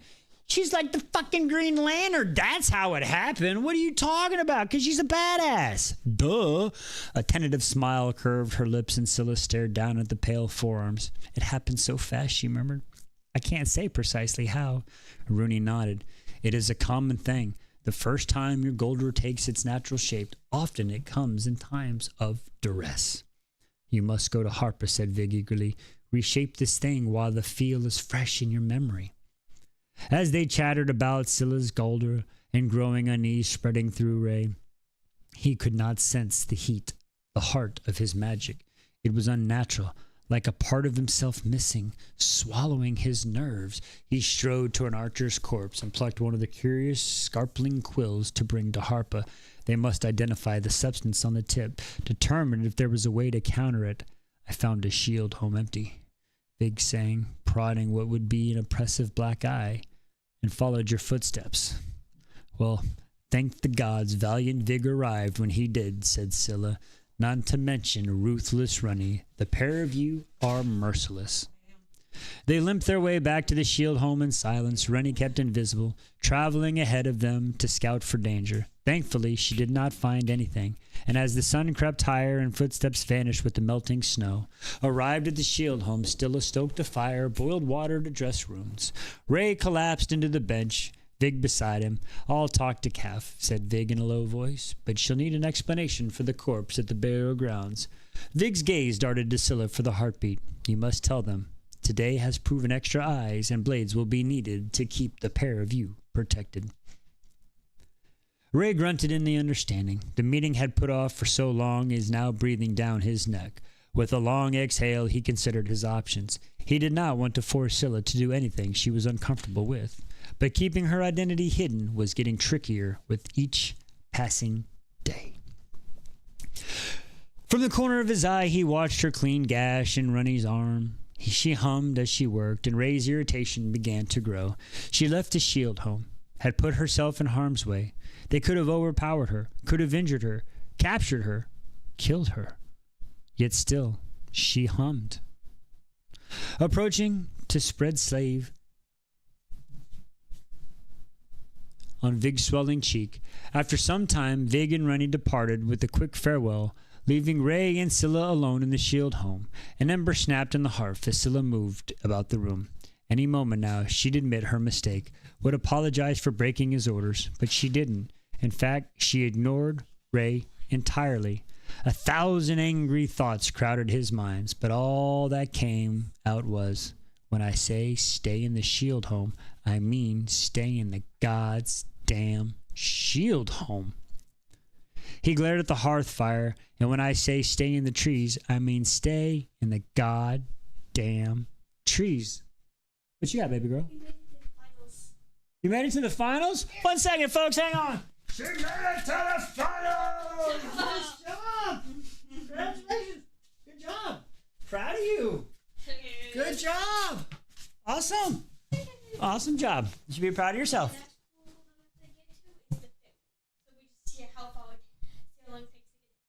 Good job. Keep practicing. Keep hustling. Proud of you. Love you, baby. Sorry about that. My mini-me just came out. She in a tournament for a video game, and they just made it to the finals. So they got a few days to practice, and then they will go again. It's a game called Dandy's World, where you have to run around and hide and distract creatures that try to get you and stuff. And it's like 5 or 6 people, coordination. It's pretty cool. They get really into it. But yeah, so they've been grinding out, practicing and stuff. So they won and they made it to the final. So that's cool. So sorry about that. I love y'all, but anytime I'm going to take a break and make sure that I take care of them. So, all right, where were we? Oh yeah, I mean stay in the goddamn trees. Her head hurt. He heard her turn. He felt the sharp gaze at her back. I believe you meant to thank me, gal tongue. Ray stood, turning to find her hands with her hips. My thanks, Scylla, she continued, for saving my life. Again, 'tis not hard to say. Ray glower deepened. Gods above, woman, have you no sense of self-preservation? More than you, it seems, she huffed. I told you I would look after you, and I meant it. I wouldn't watch your throat be cut open simply because you're too proud to ask for help. Proud? Ray sputtered, moving forward toward her. Pride has nothing to do with it. You cannot risk your life like that. It's worth something. Scylla stepped closer. She was small, yet so fierce. He wanted to hold her, wanted to shake her. We can't do shaking Scylla syndrome. That would be, no, don't shake a Scylla. She's just a baby. She wanted to shake her, wanted to kiss her and strangle her all at once. When she spoke, her voice was low and dangerous. You'd best not suggest your life is not worth the risk, Galtung. I would do it all over again. He stood a head taller than her, but it was clear she was not intimidated in the least. Glaring at him, Scylla put a finger in the middle of his chest and pushed. Let it sink in. Your thick skull, your life is worth the risk. And other thoughts spilled from his mind as other words echoed in his head. So long he'd been alone in this cold, hard world, keeping everyone at distance, but the warmth of her outrage reminded him of what it was to have someone. To feel cared for. His ribs, too, felt small, his skin too tight. As his expression turned to what hurt, his chest squeezed. What happened to the man who let a vampire deer tag me? That was before. No, she snapped. I thought better of you. You always had such confidence in me, even when I did not. This is exactly what I fear. Why I didn't want to be here. Scylla's brows drew together. Uncertainty written all over her face. Ray struggled for the words. You are capable, stronger than any I know. When I saw you, and I thought you could be lost. He couldn't finish the sentence. Couldn't tell her in that moment. Elsa Volsic had been the farthest thing from his mind. It was Scylla he feared for. Her heart melted away as understanding settled in. Those dark eyes fell to his mouth. The air seemed to crackle between them. All he could think of was how soft her lips had felt. The tip of the boot edged against hers. This close he could count each freckle scattered across her nose. Traced the crescent scar at the corner of her eye. Her gaze met his, and it felt as though she reached right through his chest and squeezed his heart. And then his hands were sliding along her jaw, and he had to kiss her. Warmth exploded through him as the lips melt. Soft, she was so soft and tender, so responsive to his touch. His hands wrapped around, holding on to him in place, and as his lips moved against hers, all thoughts melted away. His skull. Why had he fought against this? Why had he thought this was a bad idea? Scylla's face flashed into his mind's eyes, brushed and terrified as they fled through Copa's worlds. Jonas, she'd been hurt by Jonas. Rational thoughts surged back, along with all the reasons why she shouldn't be kissing her. She was Asa. God's damn. Volsic! And Ray had vowed to do right by her. He broke this kiss, running a hand down the face, and tried to gather his wits, but all the blood had seemed to have a rush south to his. Tripod. Desire thrashing through him, and gods, he needed to kiss her again.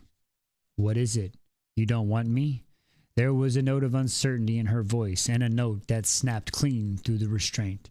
And his eyes were on her waist, pulling her hips flush against him. Scylla grasped, looking at him with the dark eyes as midnight, and he knew she felt just how wrong she was. I want every minute of the day. He rolled his hips against her. The friction was maddening and not nearly enough. If you knew the sordid thoughts I'd had, Scylla, you'd run the other way. Ray's nose was in her hair, drawing deep pulls of her scent. Hello, Clarice. Sorry, that was too much. Sorry, my bad. I'm messing up a good scene, my bad. I smelt like the goddamn meadow, felt like everything he could never let himself have. She tilted her face up to this. Then what was it? I have no business wanting you. But his mouth was on hers once again, and a low groan escaping him. Kissing her was more than mere need. It was a compulsion, and he was helpless. Closer, he needed to be closer, needed to hold her and touch her and lean the shape of her and learn the shape of her everywhere. But he pulled his mouth from hers, running his nose along the temple. I'm not a good man. I disagree. Outwardly, Ray scowled, but inwardly, it was the thought that hook had caught in his belly, pulling and twisting his insides. You need someone of standing, someone who can guide you. You, she replied, her fingers sliding into his beard, drawing to his lips to hers. I want you. His heart sang loudly, staining against his breeches. And Ray knew he was in trouble, his grip and his widening fingers digging into her skin as he fought desperately to control. I'm not nice, Scylla. And I can't be so easily frightened away, Gal tongue. And with a growl of frustration, his lips found hers in a demanding kiss. I'm not soft. And I told her with his lips and tongue, I'm not gentle. But rather than retreating, she gripped his elbows, arching closer. And as a soft sound came from the back of her throat, last surged through him. Ray groaned, retching back. Her lips were swollen, both sets, begging for more, and it took everything he had to not devour her.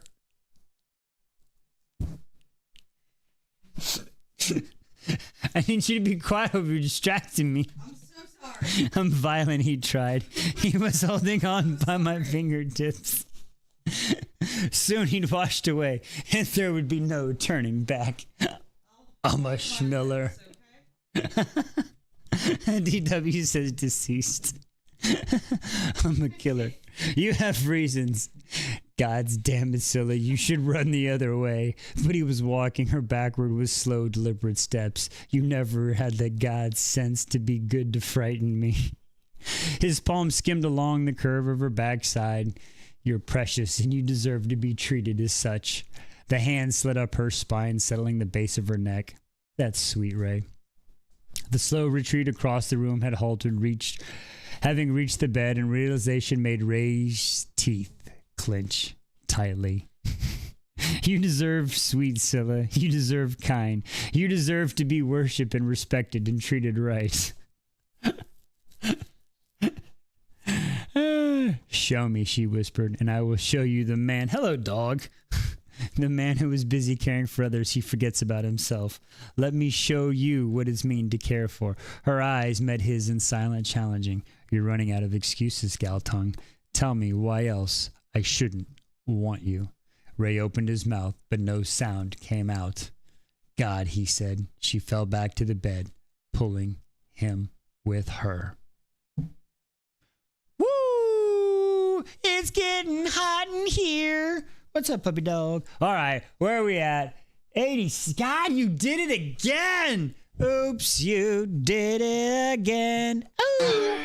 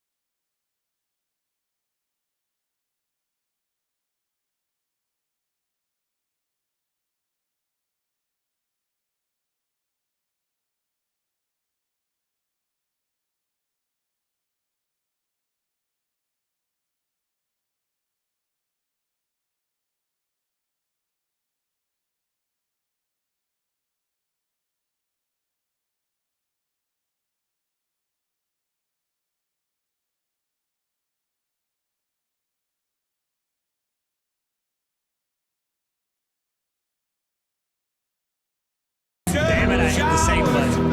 Oh well. I guess you get it twice. How did I make you fall asleep? We just gonna stop that. I make you fall asleep. What did you say?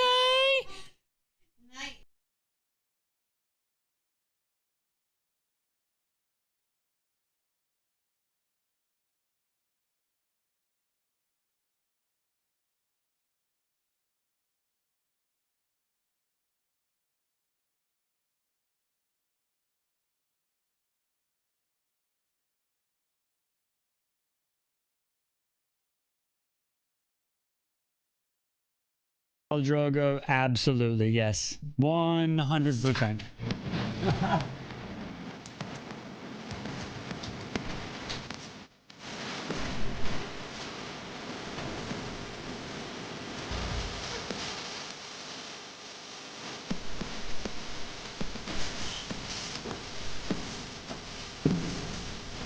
All right, Q, take care, love. And tell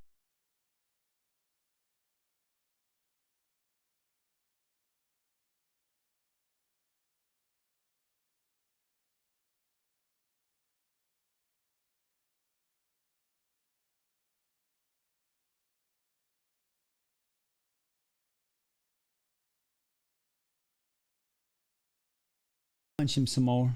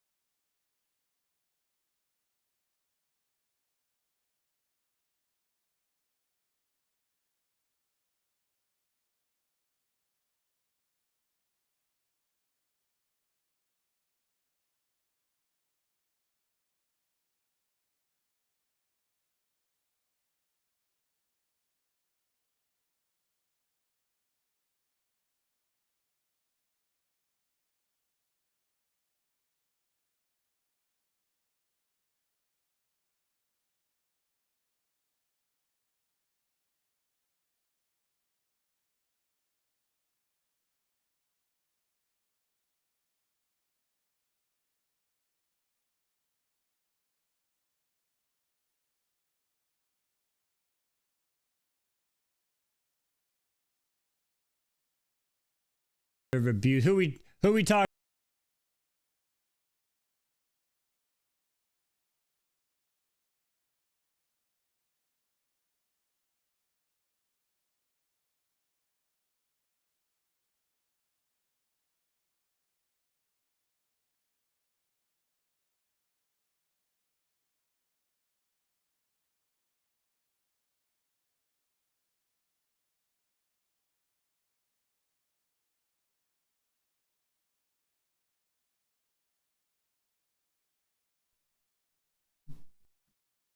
And last but not least, Rune Danon, Crown Prince of the she Valbarans. said,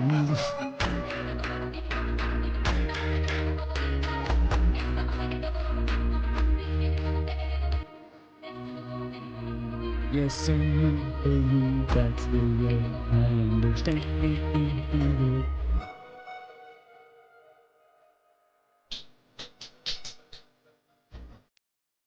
Yeah, the 2.5.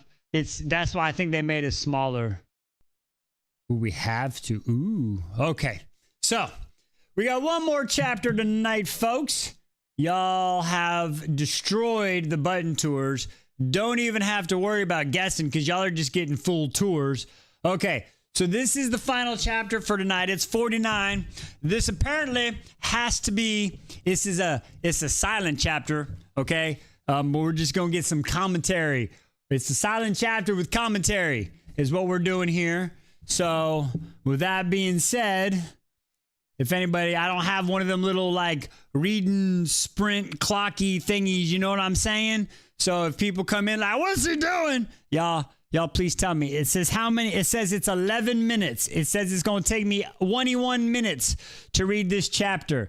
So y'all have got 21 minutes to get 61K. Ooh, I don't think I'm going to have to do a new button tomorrow. I like it. I like it. May the odds be in your favor. Chapter 49. Let's get into it. Ezra. Just playing. I got to read silently.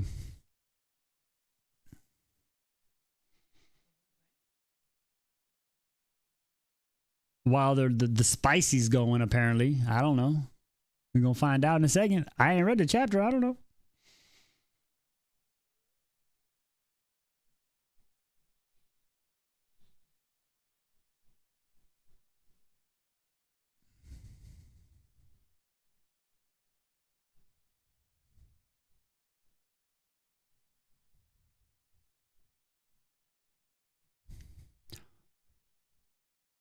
Was like the first spring day after a long, brutal winter. That's the nice way to describe a kiss. Okay.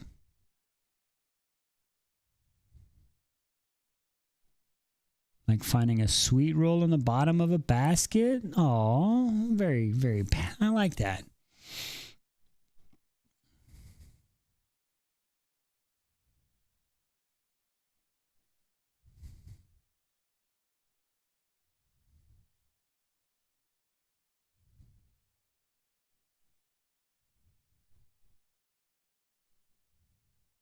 Oh, we've got some incoherent sounds. Those are fun.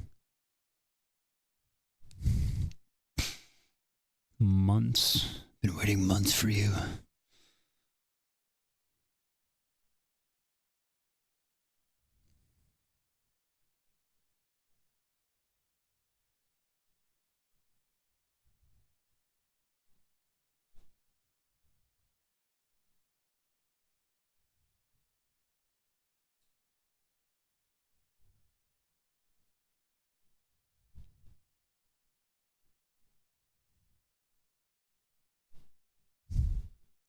Turned her in what? A husky groan from his throat turned her inside liquids and scalding hot. Wowza. Little groan. Okay.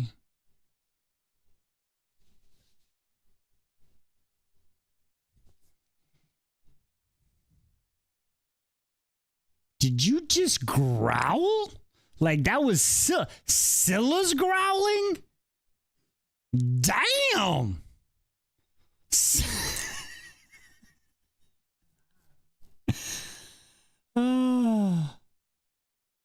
Ask me now. You gonna ask me? You about to get beat up, Ray Ray.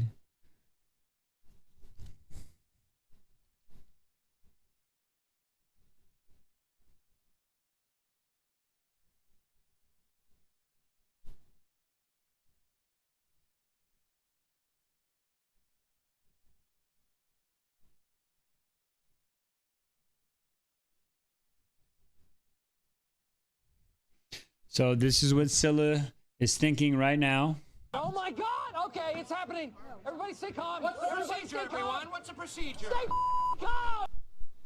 That's what Scylla's going right now. I didn't say women couldn't growl.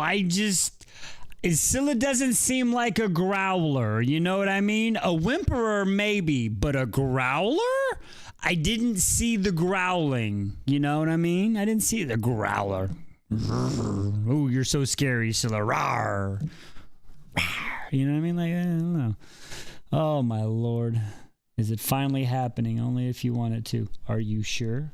Are you sure? Are you sure? Are you sure? Are you sure? Sorry. Sorry, I got stuck in a loop there. It's happened once before. Sorry.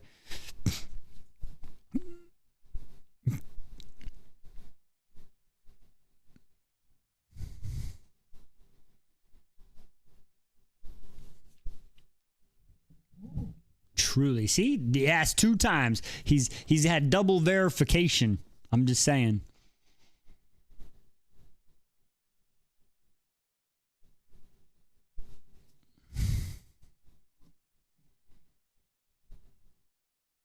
I want to be crushed under your weight. Okay.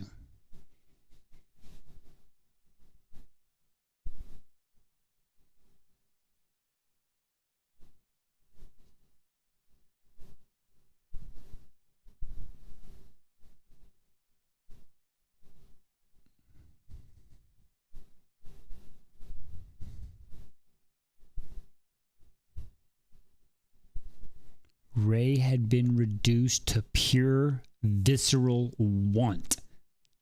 Damn!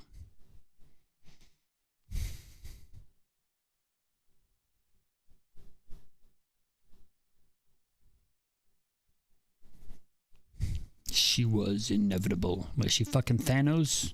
Scylla is inevitable. I like it.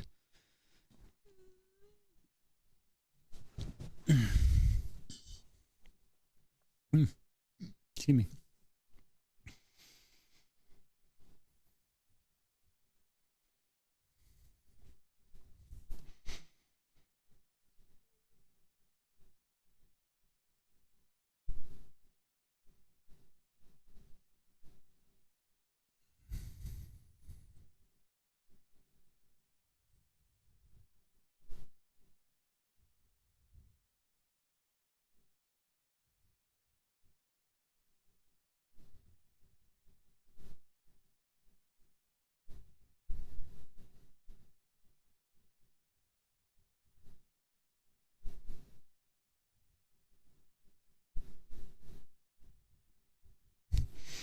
This dragon. Oh, the tattoo. Sorry, I thought she was calling something else a dragon. My bad.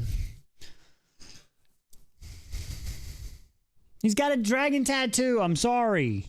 I thought he was a Cassian. My bad. I mean, hey, we gonna find out here in a minute, I'm sure. I want to map it out. I'm sure you want to map it out.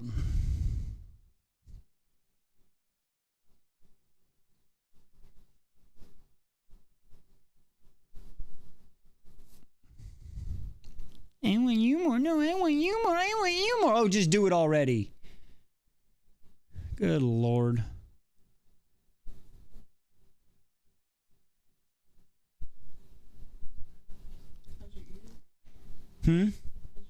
How's my ear? Oh, I'm just playing with my earring. Yeah. I'm twirling around. Sometimes I wonder when I read these scenes if I should stand up instead of sitting in a chair. I feel like I'm just sitting in a chair watching two people sometimes.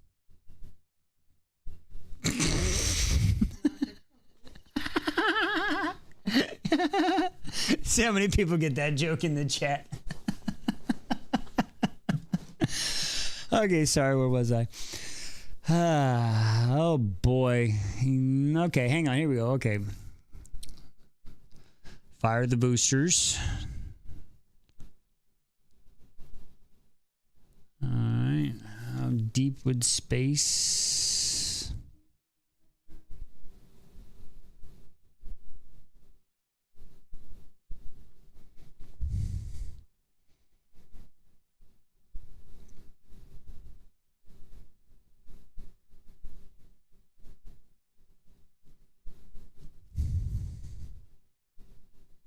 Easy, my eager girl. Damn.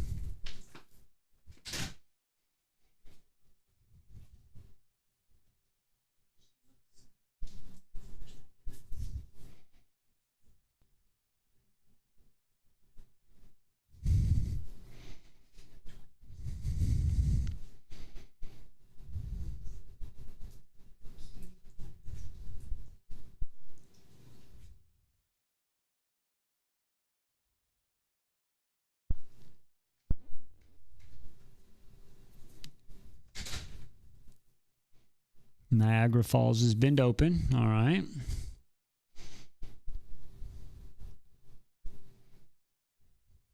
All right. Two people are going into the cave.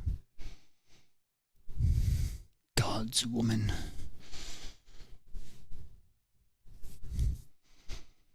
Got a little bit of playing some Olympics. I like it. I like it.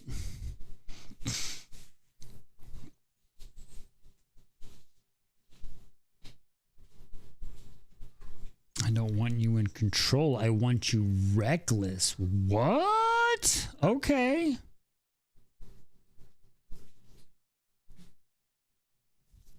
What's up, buddy?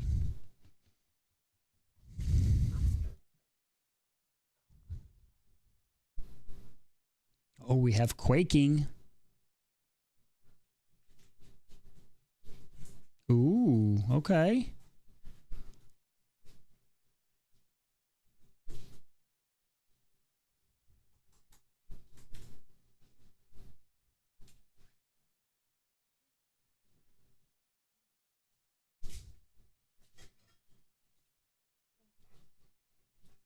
Damn. Okay.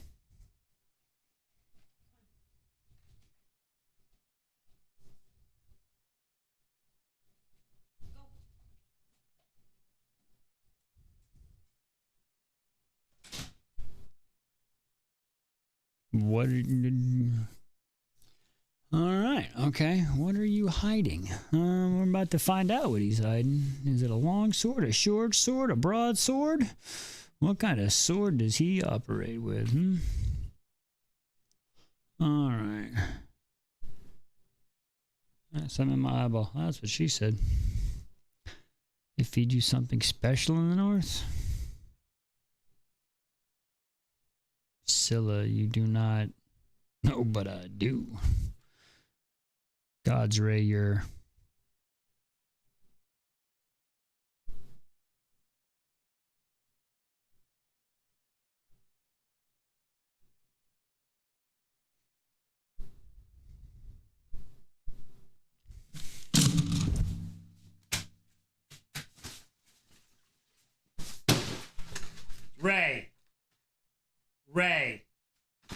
say?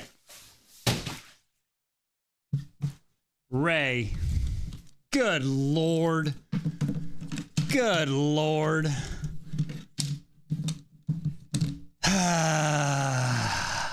Good Lord.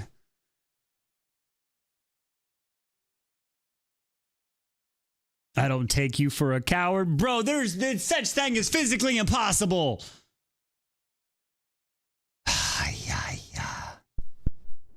A competitive gleam in her eye. It's not a competition. It's...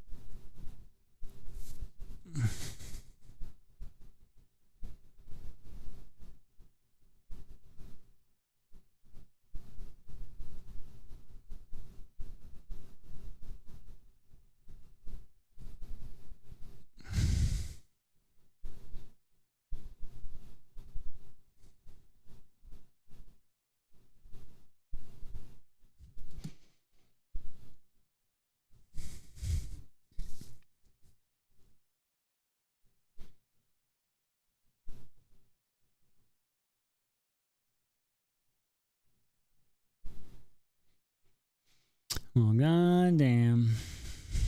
Why do I know that word? Okay. Wait. What are we talking about? Tattoos now? Okay, hang on. Hold up. Why a dragon? A dream I once had. Thankfully, the diversion from his muddled thoughts. It is my Halda. Halda. Why do I know that word?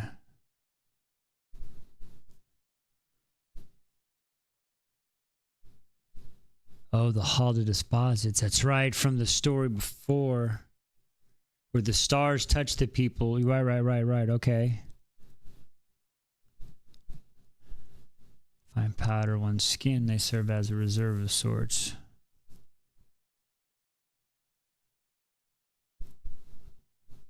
Up, down, left, right, BA, start. 30 free lives.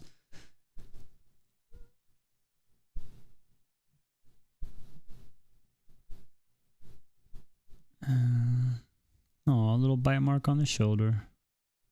I'm sorry. I've marked you. Oh, you can mark him again. I'll wear it like a badge. Damn right you will.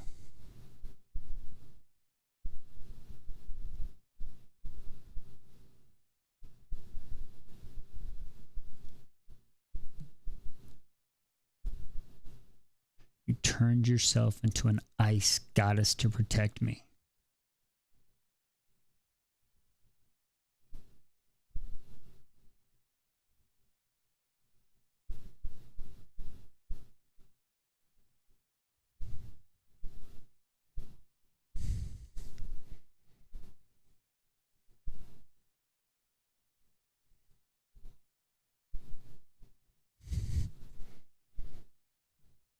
He was out the door.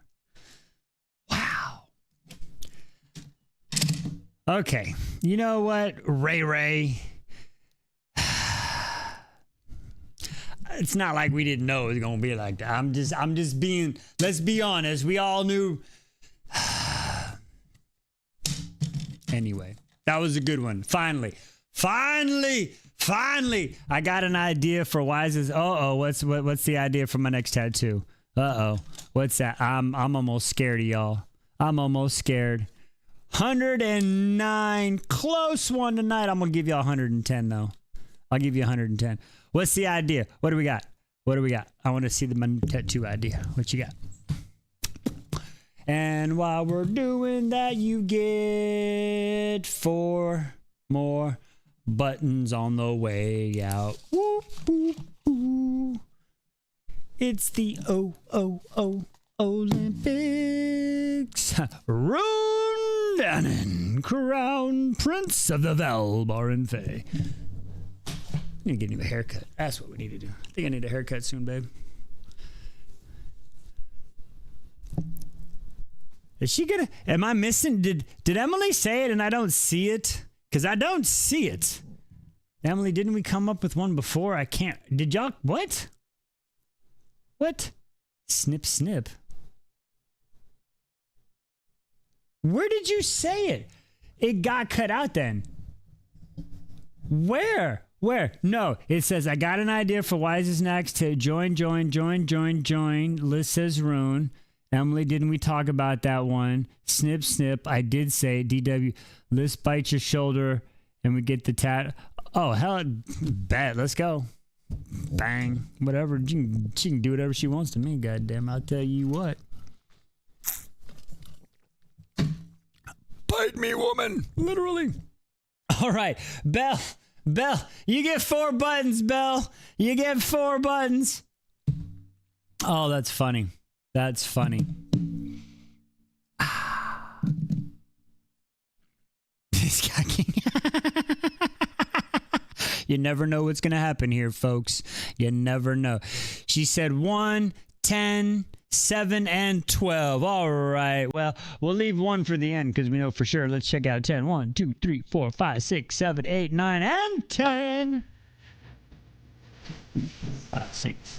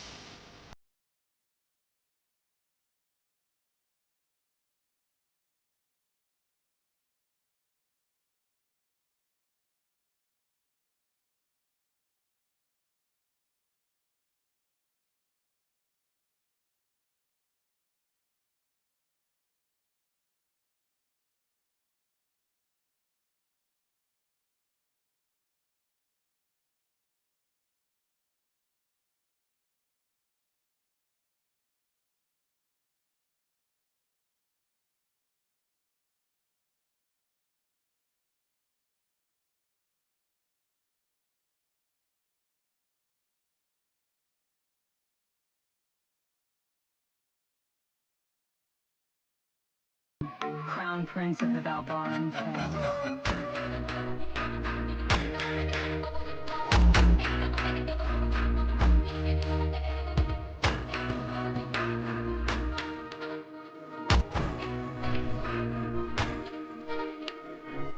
Timmy.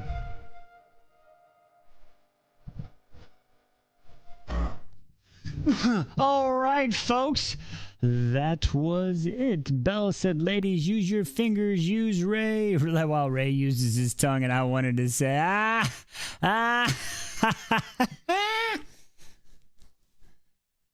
with the fingers, we can use the... That's funny, Emily. You're funny. That's funny. Do I say it, or is it still a secret? Oh, Lord. Y'all are funny. Y'all are funny. Y'all are hilarious. I love it. Message me. Oh, Lord. I have a rose for that. I got a rose for that. Y'all are hilarious. Y'all are hilarious. All right. We got about 5 minutes here. We'll just chat it out. We'll get these last few likies in to see if y'all can get 3K to get one more. Y'all got 3 minutes for 3K to get one more button on the way out here. We'll get a song on the way out here. Let's pick a good song. Let me find a good one. What do we want? Let me see. What do we think I wanna... I don't even know.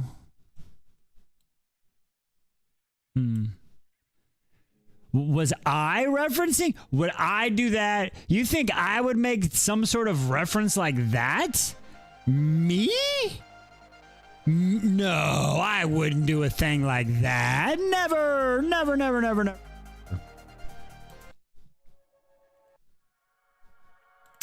I don't know what song I want to play.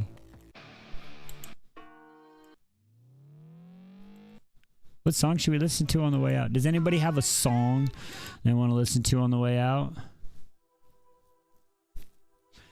Liz has to get a move on with making. I got what you did there, Emily. I see what you did there. I do. I get the joke there. That was funny. Specials by Trickle? What is that? Specials.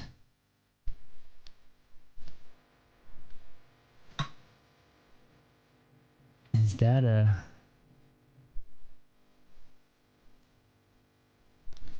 Did I even spell that right? Is that a song? I don't even see that song. There it is. I see it. I've never heard of this song. I'm gonna listen to this song. What am I listening to, Emily?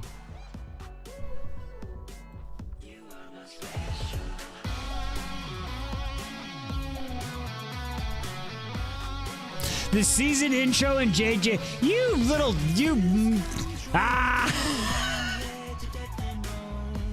you got JJ, you little, you know what? You're funny. You're funny. You're funny, Emily. That's a good one. You gave me JJK. Oh, that's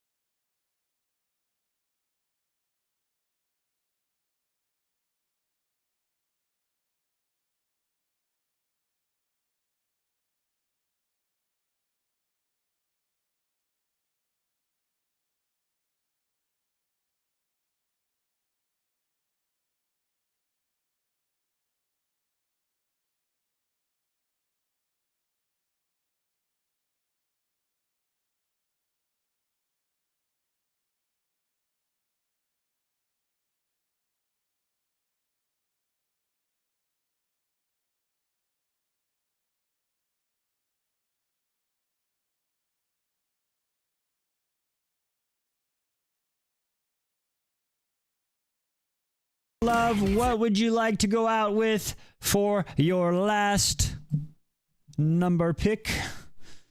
And then we'll play the song out and everybody can get up on out of here and get some sleep.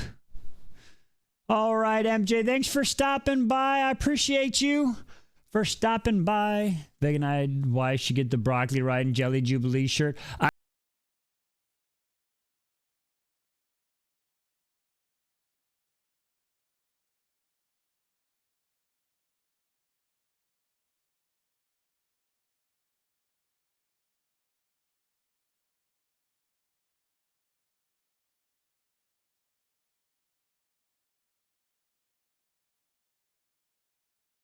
That being said, we're just going to play you out here. Join us again Wednesday. We will be live Wednesday again, 8 p.m. Central Standard Time, continuing the adventures of Demi Winters, the Ashen Series, Kingdom of Claw, Book 2. Hopefully, we will see you then, folks. If not, maybe we'll see you in the Discord. Good night.